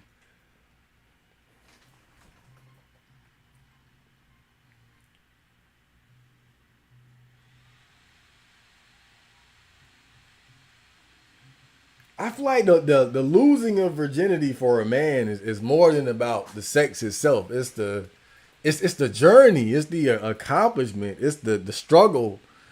It's the measure of your attractiveness. But what have you proven by dicking down a well? I don't know.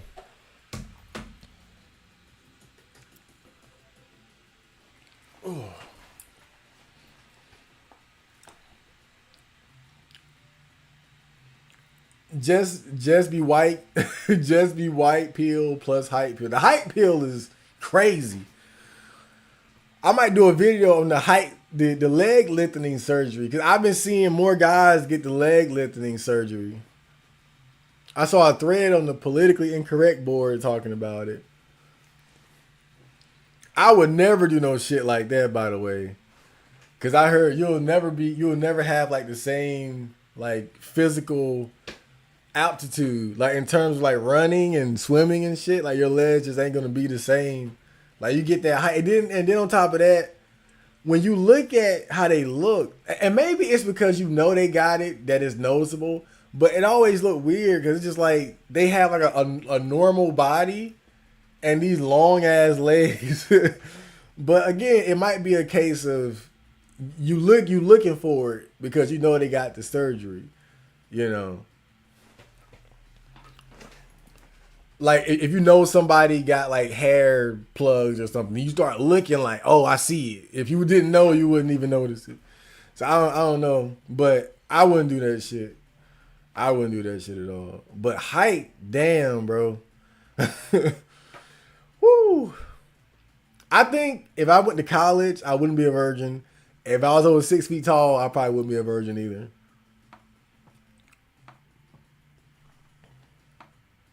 I'm just saying. I bet you that tall white dude was being hit on, and dudes are less likely to turn down a mate. Yeah, he probably got some. You know, you're so tall.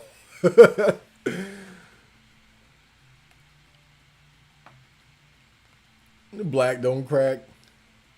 You know what's funny about Black don't crack? I was playing Street Fighter 6. And you know, they've aged a lot of the old school characters, right? Like Ryu, Ken is homeless now. Even Chun-Li got kind of like an aged face. I was like, yo, DJ still look the same. I was like, yo, Black really don't crack. And they put it in the game too. DJ is hella good in that game too. Happy birthday, Hippo. Thank you. Whew. It's worse when you do work for it and you get the shitty end of the deal.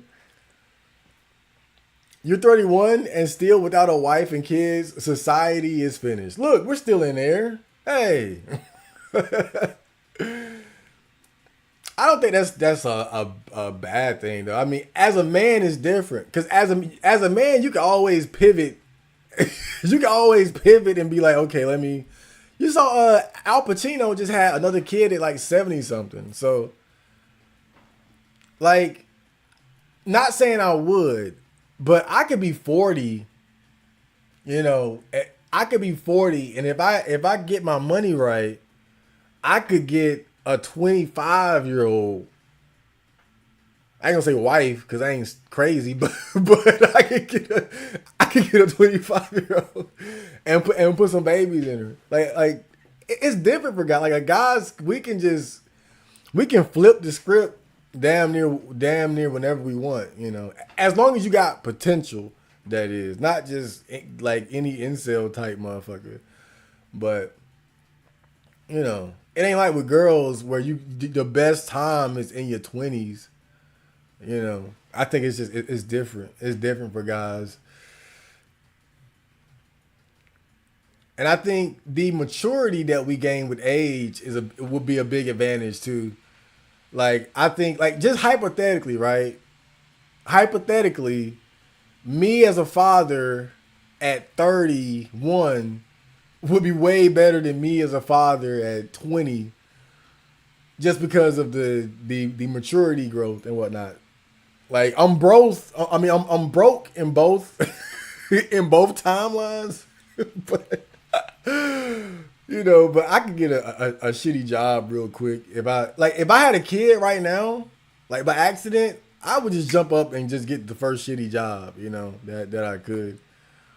I take it easy because I ain't got to.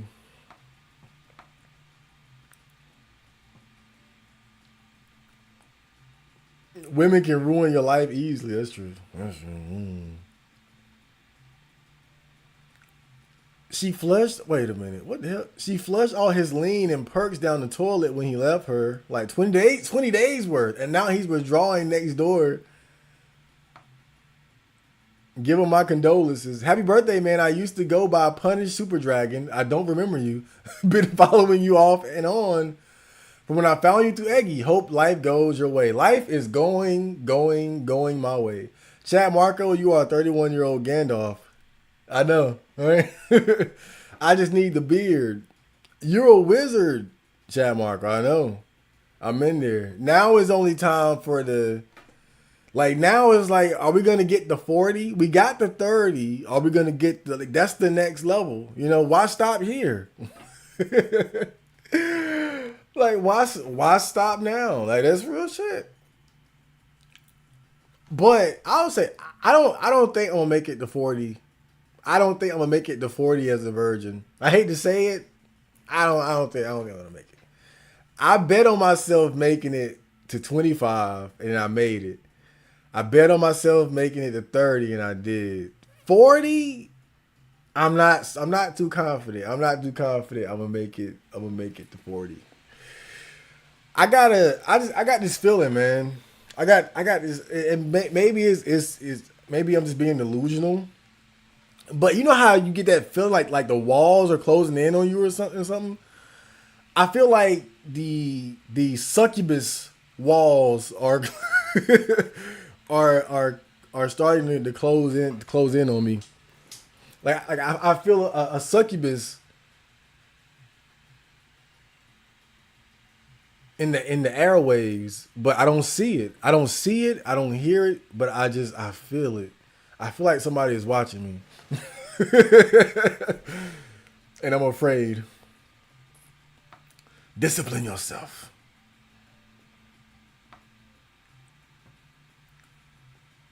Why what is it? Wait, why WYM face and LMS?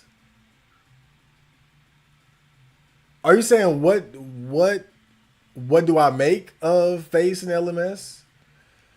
He hasn't been very active recently, has he? But he was like one of the OGs of the Black Pill. I think his content was very good. He had some of the best black. He had some of the best.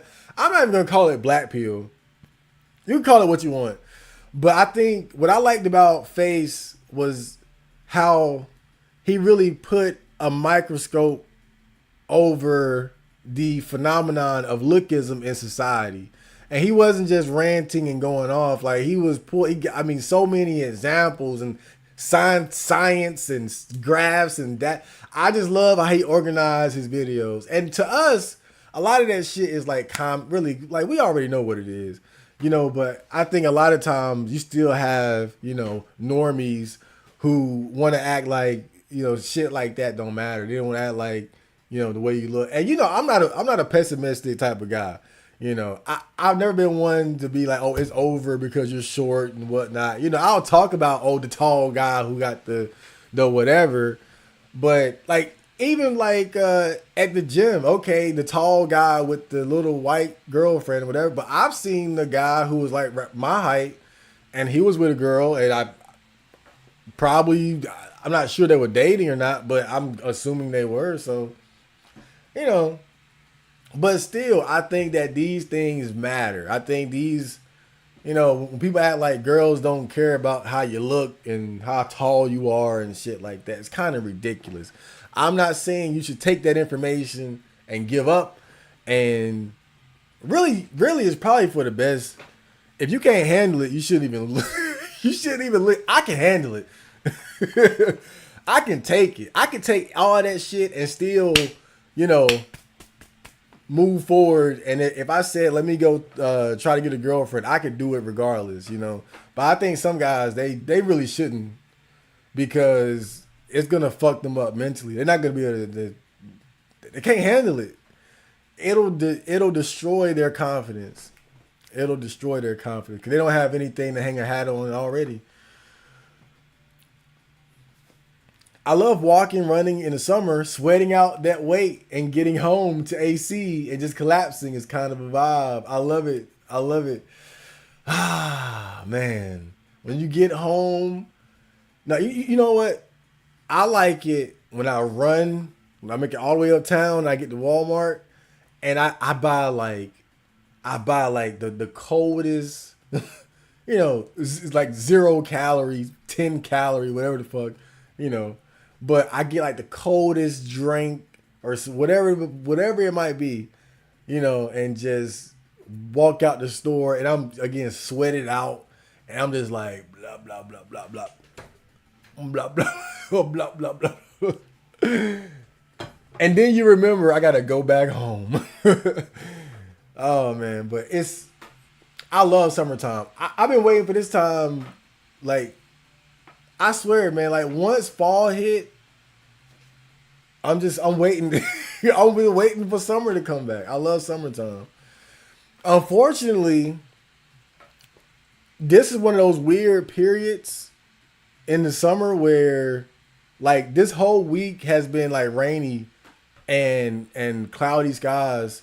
So I haven't been able to go out. Well, I could run, but during the summertime, I ain't with that run in the rain shit.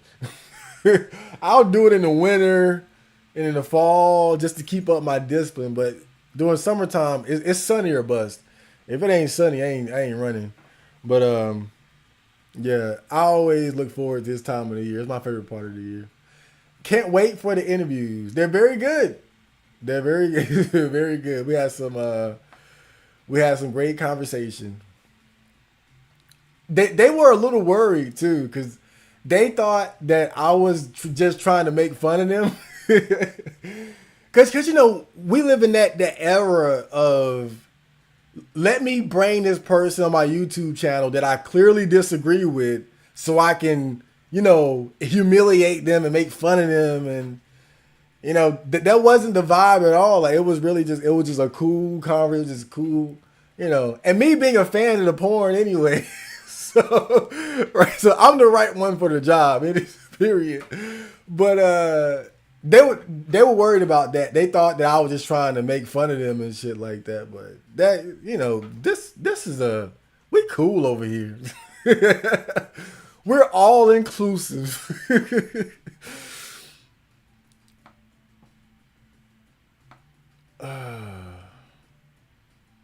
Chad Gaines, hold up. All right, we're catching up. I'm almost there. We're almost there.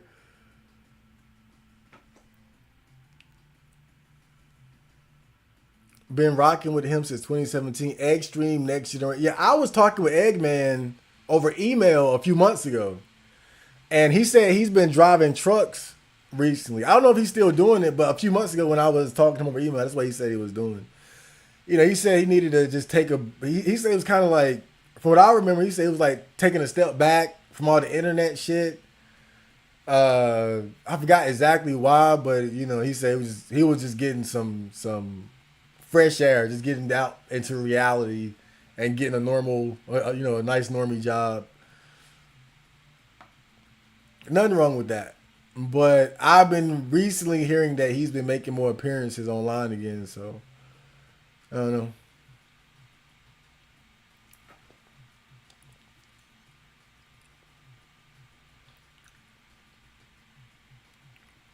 Totally unreasonable response to hearing someone doesn't drink. I don't shut down on people if they don't smoke, but most people don't mind that I don't drink. But I've had like one friend try to kind of push me towards it. I swear, man, people you do something good for yourself and then people motherfuckers want to sabotage you.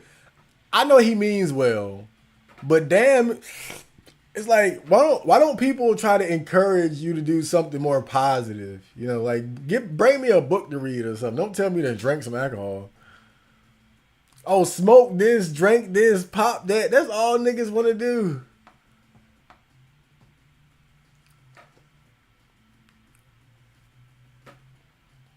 Yeah, I think that's what it was. It sounded like she was speaking from experience and she just didn't, you know. We need that movie. All right, I'm going to see Spider-Man the Multiverse today. It's 12:43. Is the movie theater still open? No, I'm playing.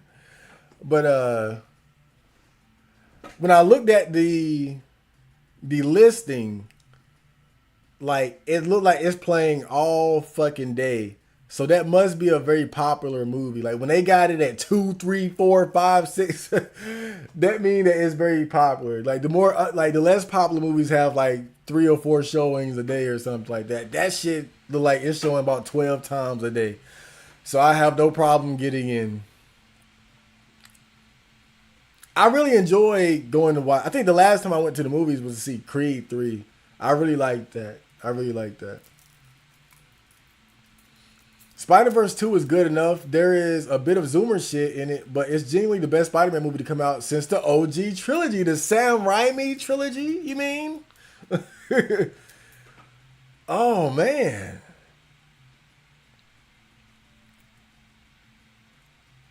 I love that. Chad, review The Blackening. I heard, oh no. I'm good on that. I'm good on that, man. I'm trying to avoid as much identity politics shit as much as I can, and I don't want nothing that's black focused. That's gonna have a bunch of like pro. I'm burned out. I'm just burned out on shit like that. I just want to watch like regular ass movies with regular ass themes.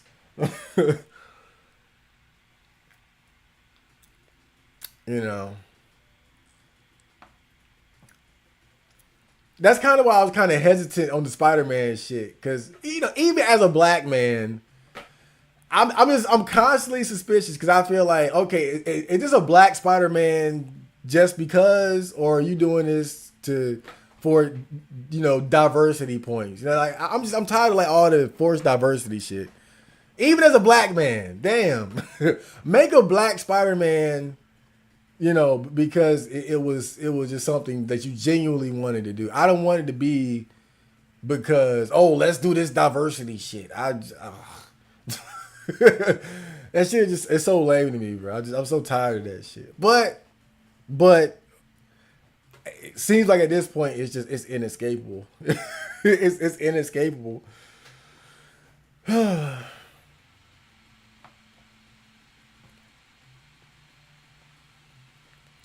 But it's like, okay, you look at Street Fighter, right? You look at Street Fighter. You look at Sean. Sean is like a black Shoto. He's like a black Ryu, like the black version of Ryu and Ken. But that he was created during a time before where we are now, where you have like literally forced diversity shit. So I can accept and enjoy Sean being a black Shoto. But I just feel like now a lot of when they do the black this and the black, it don't feel like it doesn't feel natural. It just feels like they're doing it, like they're doing it for diversity points as opposed to being legitimately creative. But I'll put that to the side and just enjoy Black Spider-Man. Let me put that to the side. Oh, Black Spider-Man. Black President Obama.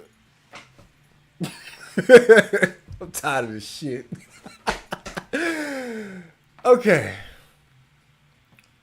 There for practice, not girlfriend material. But still, man.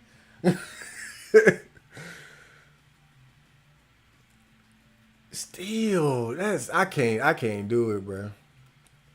Warlock. I want necromancer. I like that.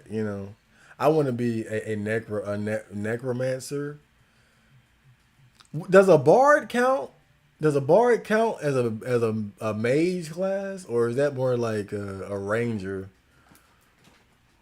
Well, I could be a druid, but I lost my familiar. Rest in peace, friender. The fun in my life stops once the whole get a girlfriend mentality sets in. I fight every day, so it never happens. I've never locked in on it. It would be interesting though. It's funny. I remember when I put out that video, I've never seen a vagina, and I said that I would ask out like 100 women or something like that. Now I'm like, oh, That's a little extra. I think now if I was like, okay, let me go get a girlfriend, I would approach it a bit differently. I think I would use a combination of tactics. I would definitely utilize like dating apps, online dating. Just go ahead, have a Tinder on the side, Bumble, Hint, just have that set up, and do all the dumb normie shit, follow all the rules, and just have that on this. Don't depend on it, but have that on the side. And I think I would try to also pay more attention to potential choosing signals. Playing the eye games and shit like that, eye contact, and if a girl is giving me an unusual amount of attention, see what that's about. But I think the main difference, the main thing I would do is just try to go out more to places where I could just go up to girls and talk to them. But it's like I don't like the most obvious place would be a club, but I don't think that's really my vibe. I think the struggle for me would be finding a place that's in line with my character and what I would enjoy, but also a place where it would be more appropriate for me to maybe just go up and talk to girls. Like maybe like a anime convention or something like that. Like I guess for me, a club really ain't the that's just not my vibe. But maybe like an anime convention, like that's a place maybe I could go to and feel more comfortable approaching girls and just talking to them and shit like that. So, but I think that would be the hard part. Because the average guy would just say, let me go to a club, let me go to a bar. But I don't think that's really my scene. I don't even drink. You're in your prime now. You would have your virginity stolen before 40. Man, I'm telling you, like, I got to be honest. I just think if it's going to happen, it's going to happen between 30 and 40. If I don't by 40, it'll never happen. If I don't by 40, it'll never. Because by that point, I'll probably just be on a different mental level to where it's too late. I I think by that point I probably would completely be done caring at all. Like I'm still lustful and virile enough to lust for these things and to want these things somewhat. It's not all encompassing, but it's like, yeah, let's do that. Let's yeah. But as you age, your libido goes down and shit like that. It's just part of the aging process. So I think by the time I hit 40, those things are probably gonna start kicking in. And so if I hit 40 and I haven't done it, probably a good chance. Cause I'm like I would probably be to the point where even if it fell in my lap, I'd just be like, nah, man, like I'm trying to get this died a virgin achievement. Like I'll probably on that level by then. You would get the Catherine succubus. You watch Face and LMS versus Koofy Doofy theory? Very funny. Koofy Doofy. Koofy Doofy. Nah, I seen one of his verses, but no, I don't think I've seen that one. Why do guys do these versuses? Damn. Can we just have a conversation? Why we got a battle? Like it's a battle rap. Everybody trying to win a fucking debate. Let's just talk about this. Can we just chill and talk? Smoke some bud? I don't smoke like that no more, but damn. Everything is versus. Chad Marco versus Eggman. God. Can we be friends? I guess I'm not built for like that YouTube drama and shit. I'm quite envious of guys that spent their whole lives dedicated to a craft and are still virgins. I strive to become one myself. Hopefully I bring some value to this world with this struggle. I'm one of my first inspirations was always Nikola Tesla, because he was someone that kind of fits that bill. I think he ended up like going kind of crazy when he was older or something like that. But whatever. He's like the poster child, the face of like eccentric science artist, virgin bachelor guys, right? And I remember when I was like in my late teens and early 20s, kind of dealing with these like MGTOW thoughts and wanting to go my own way. Like that was someone that I kind of looked towards as like an example of what was possible. Because at that age, it's kind of scary because you hear people saying, "Oh, you're gonna regret it.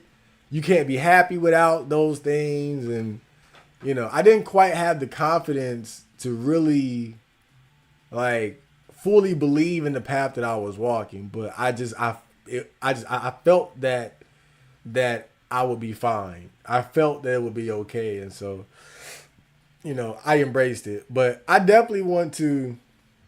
Like for me, it ain't even so much about the virginity. I think it's more so about the dedication to the craft more than anything else. Because you could be a virgin, bachelor, eccentric that's dedicated to art, or you could be like a regular. Like you look at someone like LeBron James, right?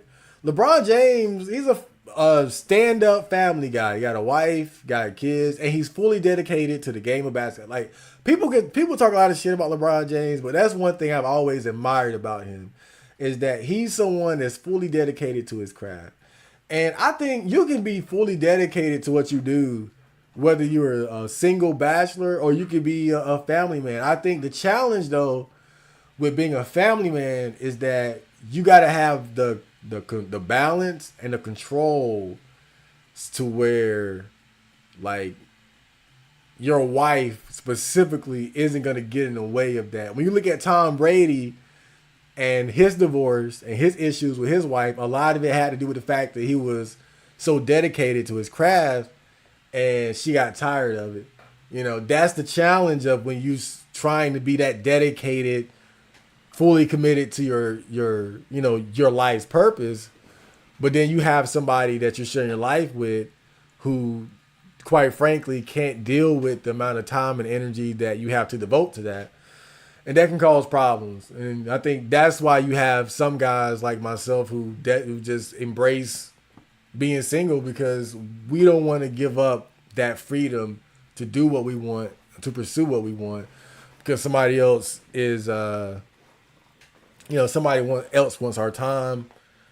And that's understandable. I'm not saying like these women are bad for that, but it's just one of those things. Like when you are obsessed with when you are obsessed with something, something that you want to accomplish in life, and how you gotta balance that with loved ones and family. That can be very challenging. And that's why I admire LeBron James. 'Cause I feel like he's that rare example of someone that was really able to do it to a T. Where he has a great family, but he's also fully committed to his craft. It's beautiful.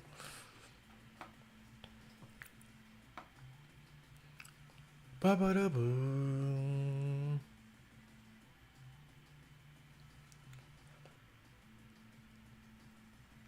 Marco, take care.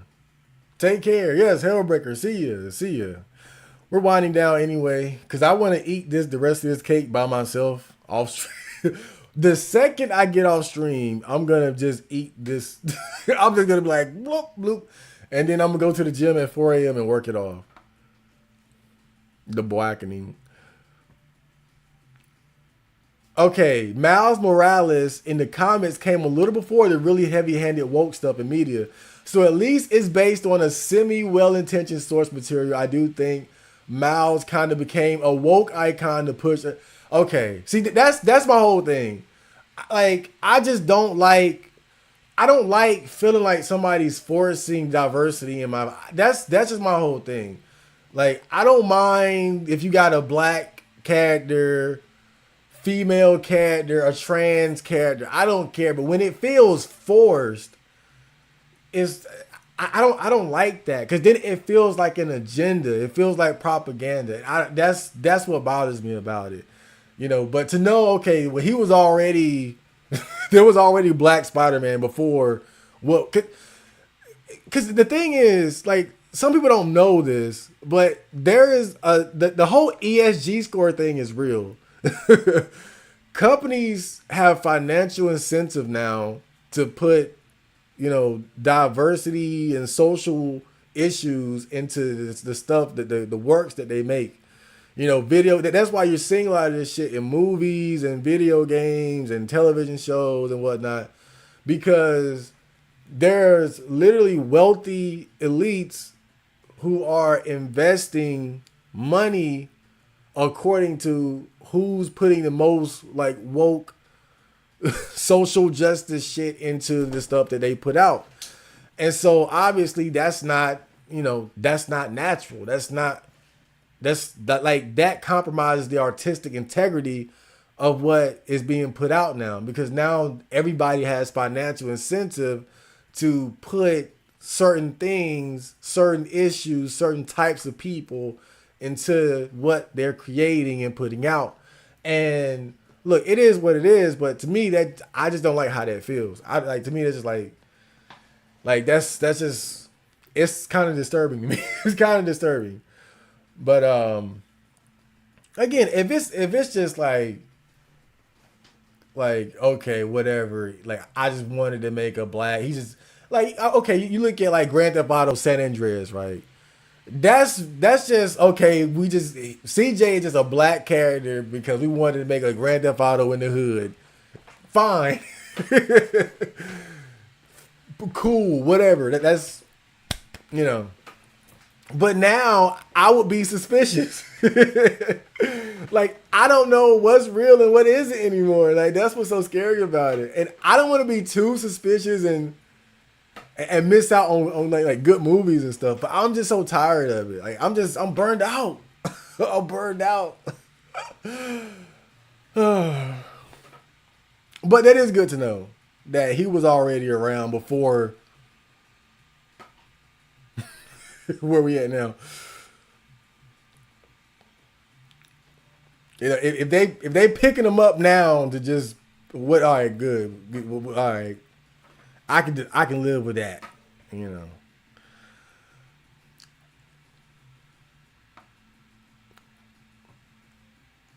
Miles in the comics, especially after the origins, is just a bland cardboard tier token character. The movies are so much better. Okay.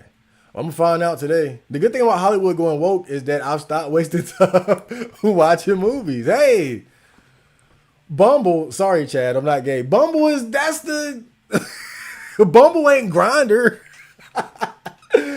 Bumble is that's the one where the girl has to message the guy first. But from what I hear, this is what happens.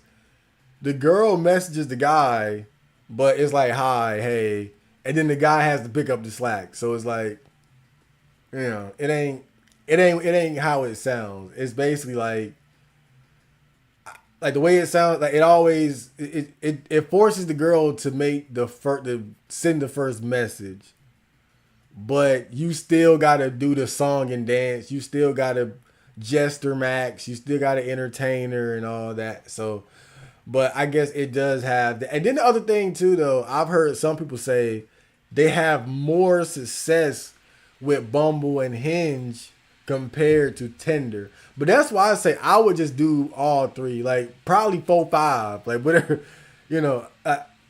I would probably look at like the 5 best dating apps or websites that I don't have to pay for, and just go ahead, just spend a week setting them up, and then just check in every now and then. But I think that's more like a side. That's a side project if you're trying to find a girlfriend. I think that's more like something worth investing in. But I don't think you should put all your cards.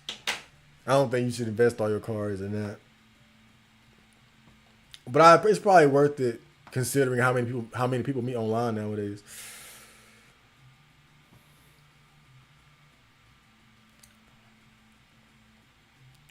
I can't remember what it was, but I know there's a studio that's entire shtick is we're black. We're black. I mean, and I think to a certain extent, some of these things were necessary because, there was a time where, black people really didn't have a choice but to kind of create our own lane in things. I mean, you look at directors like Spike Lee in a field where there really weren't a lot of black directors, and so obviously what he's going to do is he's going to, deal in primarily with other black actors, black producers, black investors. So that's kind of how things like that sort of happen. It's not always like a negative thing. I just think that now I'm just more suspicious because I know that like I know that like there's puppeteers organizing and making shit happen. It's not how it used to be, where like I said, a Spike Lee carved out his own lane and put on other blacks. That's something respectable that to me. But when it's like wealthy elites dishing out money according to how much votes that like that's suspect. That's to me that's very suspect. What's your favorite video game of all time? The Legend of Zelda Ocarina of Time. It's my favorite. I think it's the best video game of all times. The Legend of Zelda Ocarina of Time. Oh my God. Oh. Ooh. Just thinking about it. God. Man. Yeah, what a good. I mean, the adventure, the gameplay, the freedom to explore, the music, different environments, the temples and the dungeons and man, the towns. It's just I love Zelda Ocarina of Time. I think the only Zelda games I've beaten are A Link to the Past, Ocarina of Time, and Twilight Princess. So I'm way behind. I haven't played, was it Breath of the Wild or the new one, Tears of the Kingdom? I heard that's very good. Wind Waker. So I'm not like a Zelda expert. So maybe by now, Ocarina of Time has been outdone. But for me personally, it's definitely Zelda Ocarina of Time. I haven't played it in a while, but that's just, to me, that game is a masterpiece. It's a masterpiece of a video game. I really like. I don't just love Zelda Ocarina of Time. I appreciate it as a work of art. Like as someone might go look at the Mona Lisa and just be like, yes. I love that. That game is beautiful. It's a beautiful game. It's beautiful. And it has that excellent Nintendo polish, that you only get from Nintendo. That's the thing. The dedication to a craft is more attractive to me than any woman would ever be. A woman would ruin that relationship between me and my passion. You got to find, if you can, I ain't saying like it's easy, but you will have to find somebody that's going to allow that. Skip Bayless, the sports analyst, he did the show Undisputed with Shannon Sharp.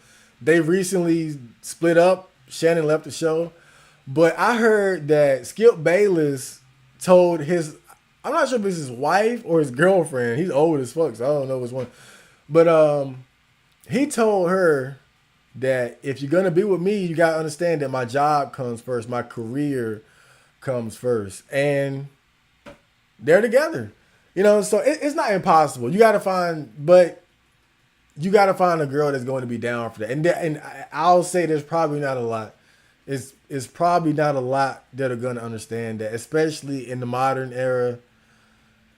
Because, a lot of women now are just so demanding and needy. I just think a lot of them aren't going to be able to understand that, because it's like, why put up with that when you can find so many guys out here that are going to put them first? I think a lot of girls, and girls are kind of weird too, where it's like they want to be put first, but then they don't respect you when you do it. So it's the whole thing is strange, but maybe I'm not mature enough, but it's not something. No, I don't think it's a mature dude. I think that's perfectly understandable. I think I think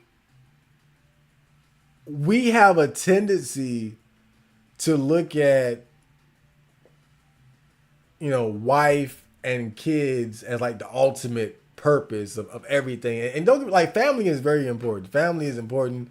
Even myself, as someone who doesn't have a wife and kids, like I have a sense of like great connection to my family, my mom, my nieces and things like that. So it's definitely important, but I think there is something special about a man's relationship with his craft or his purpose or his dreams in life. When you like just look at what we're surrounded by. Like this microphone, this laptop, the technology that allows me to connect with you guys. Like that's men dedicated to a craft, trying to build and shape the world. Literal magic all around us.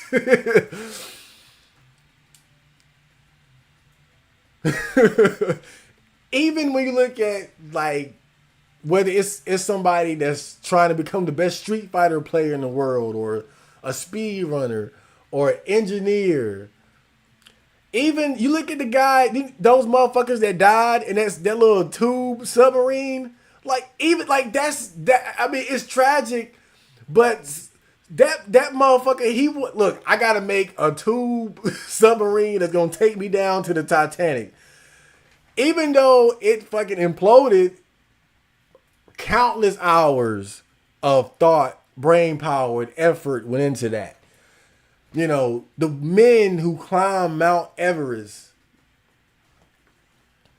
the greatest athletes of the world, football, basketball, soccer, or football, soccer, boxing, whatever, academia, chess, science, culinary arts. It's there's just something special about that. When you're music, when you're committed, it's everything that we see, that we wear, that we hear is all around us. There's just something special about a man and his dedication to his craft. And I don't think wanting that has anything to do with immaturity, because that's why we live in such a great time now. That's why we enjoy so many great things, because men wanted to innovate, and women even. Like let's give women credit. Women have invented things, and it's something that is just universal across the genders, across the races. I just think in relationships, women tend to women tend to be the women tend to be the more needy ones, but I got to give them credit because they've invented and created as well. But yeah, it's just it's understandable. It's part of life. It's just part of life. That was a great speech. Woo. I agree. It's hard to enjoy stuff when you have to wonder ever agenda they're pushing. The new Black Mirror season is tough, dude. It's so shallow. Yeah, it's just not a good feeling, bro. It's not good when you feel like somebody is it almost feels like brainwashing in a way. But what's interesting about it? It's not really that these things are completely new. Media has always been used to try to influence people, to push ideas and things of that. So it ain't even like this is completely new. I just think that it's more blatant than probably ever before, and I think there's like more, like there's actual like dedicated funds and money behind it that you can trace. and that's what makes it even more worrying now. Because it's like, just for example, like I was playing Tenchu this month, right? A old ass ninja game on PlayStation. You know, that game was made with a lot of love and care. You know, like, and you can imagine, like, not just Tenchu, but you look at games like Silent Hill, or whatever, where it was just a small team of artists, people with ideas, creators, and just let's do this, no, let's do that. Like that's real art when people come together and just create, and it comes from the soul. You know, it, like whatever you put in there, you put in there because it's really that's a part of you, and you want to put it there. You know, and like you know, you see now, you see the inclusion of like a lot of gay characters and things like that, right? And it's not that that's bad, but it doesn't feel natural when it's forced like that. Like you can look back at Persona 2, for example. Persona 2 had a gay character and a gay romance option, you know, but nobody, like, it wasn't a big deal because it was organic. That was just something that, again, just a team of real artists and creators, they wanted to put that in there because it came from like I just wanted that to be there. But now, now if like Persona 6 has a trans character or something, we're gonna feel like, okay, that's propaganda. You're that's an agenda, and that's what I don't like about shit now is that, you know, when you see it now, it feels forced. It feels like it's there, not because of artistic expression. It's there to push an agenda. It's there to meet some sort of like diversity quota or something like that. Not a good feeling, man.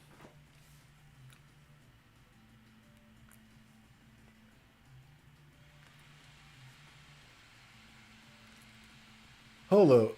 Oh shoot, I mixed those two up. No, Bumble is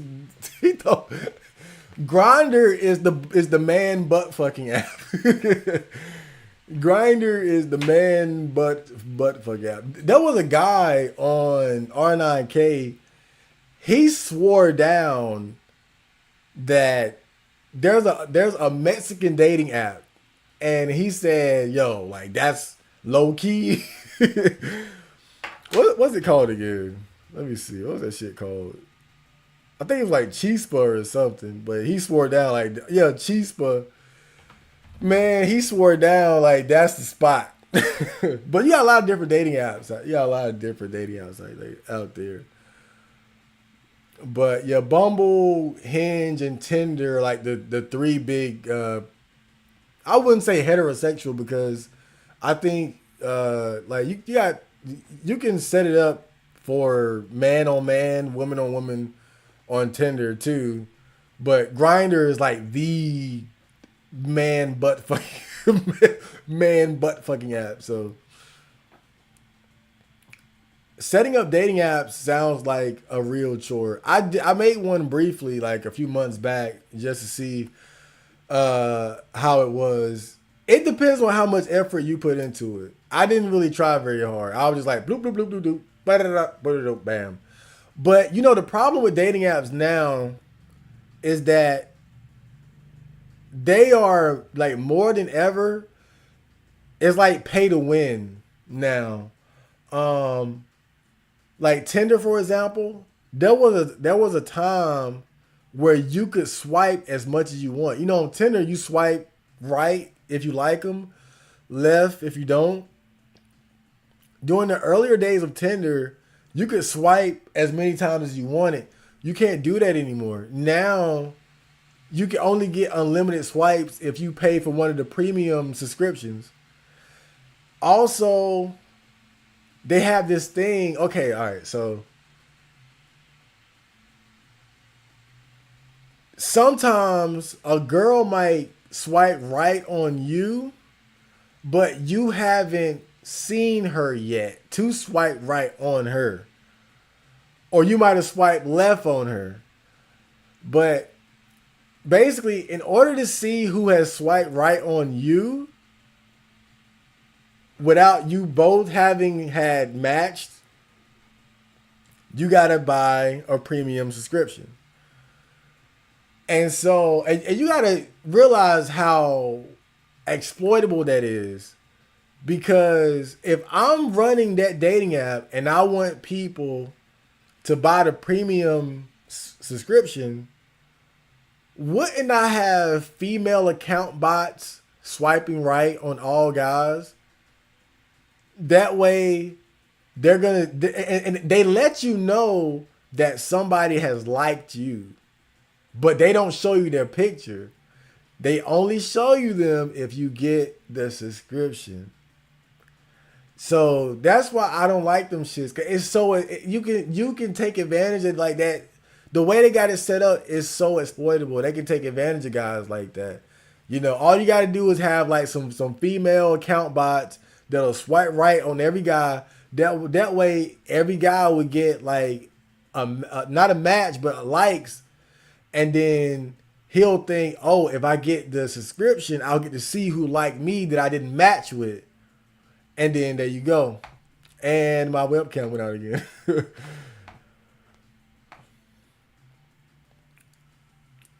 But I'm not a fan of the direction dating apps have gone in, because it just seems like it seems like they're just trying to drain guys of their money now. And obviously, you got to make money. There's always financial incentive. I'm not saying that's necessarily bad, but I think the practices that they employ are sketchy to me. And I absolutely believe that they take advantage of male thirst to get money out of us.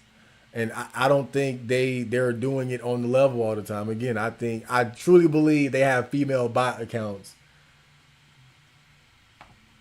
just to give guys false hope. Have you played Ocarina of Time on a 3DS? Nah, I've only played the Nintendo 64 version. I played Tears of the Kingdom on my PC. It was my first Zelda game since the one I played in '05. He had pink hair. I miss my 3DS, man. I downloaded like 1,000 random pictures from Gale Buru and Dan Buru as a kid, and my mom had to manually delete it all. Oh my God. Mom found the porn stories. Let's go there. I've been there.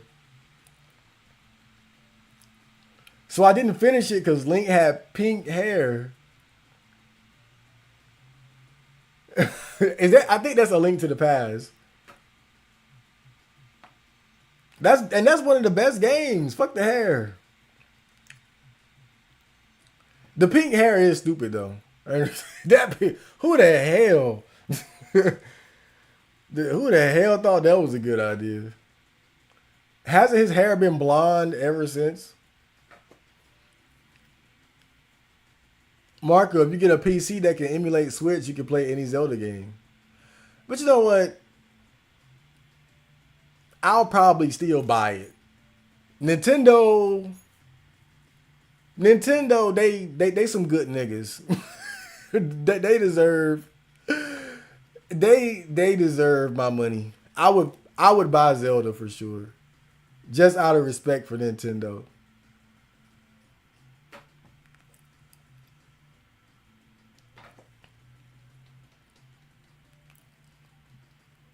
I missed the QR code hentai. Hologram schoolgirl skirt was so epic. Oh man, I feel like I'm way gone. Happy birthday, man. Keep on the grind. Yay! Hey. I watched one movie that was supposed to be like very empowering, black power stuff, and the writing and the directors were white, like LMAO. I remember some people were upset. Like the Tupac movie, for example, had I think white producers and whatnot, and like there was a lot of talk about John Singleton possibly directing. Rest in peace. But strange things can happen. Strange things can happen, I guess, when you let white people get control of black stories. On dating apps, they use female profiles. When you sign up, you agree to signing over all your data. So if a girl deletes Tinder months later, she will pop up as a real person just in another city. What?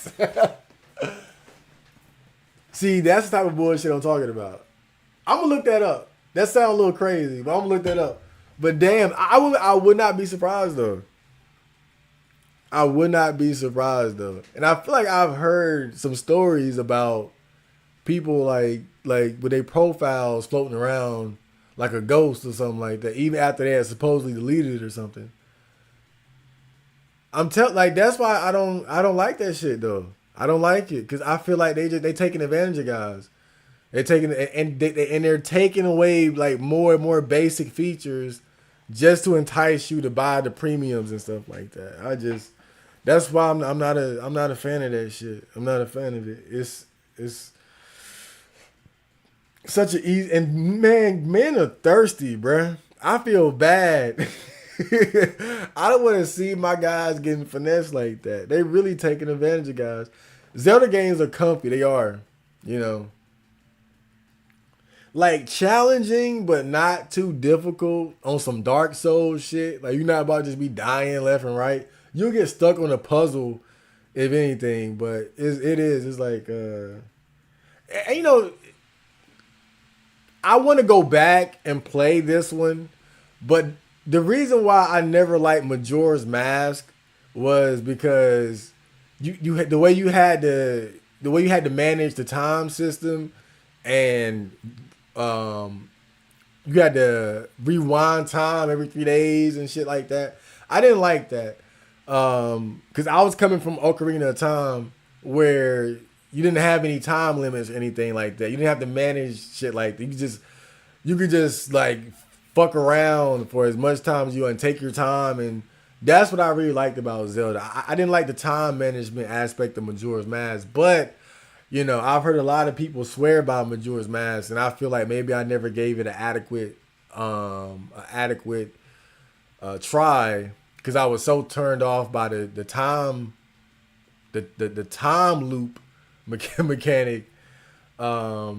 But I would like to go back. That's when I would like to go back and try again, for sure. See you later, Hellbreaker. Get the hell out of here.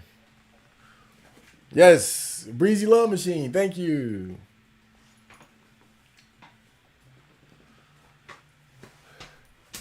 Chad, you know how good you are. Oh, you mean great. I'm holding y'all for a Twilight Princess port. Man, you better get that Wii.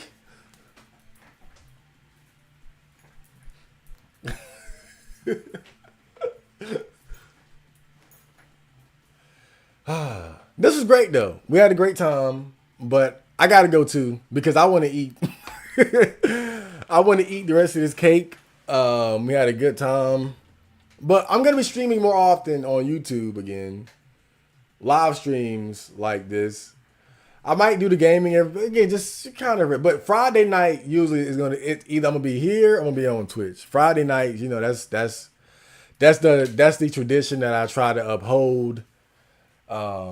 So I'm definitely gonna be doing more like webcam streams, and cause you know I've been thinking like it's so much stuff that happens in the week. I could just like pull up different news articles and talk about different things, like the submarine fiasco that it went down this week. You know, like I could hop on live and we could talk about that or different threads and shit. You know, just still kind of brainstorming different things I could do for the channel. We're still gonna do like the quick videos and stuff like that. So yeah, we had a great birthday stream. I'm gonna get off and so I can eat and eat and eat. And let me see. I'll more than likely be dropping a video on the main channel over the course of the weekend. So I hope you guys enjoyed that live stream. I know I did. I enjoyed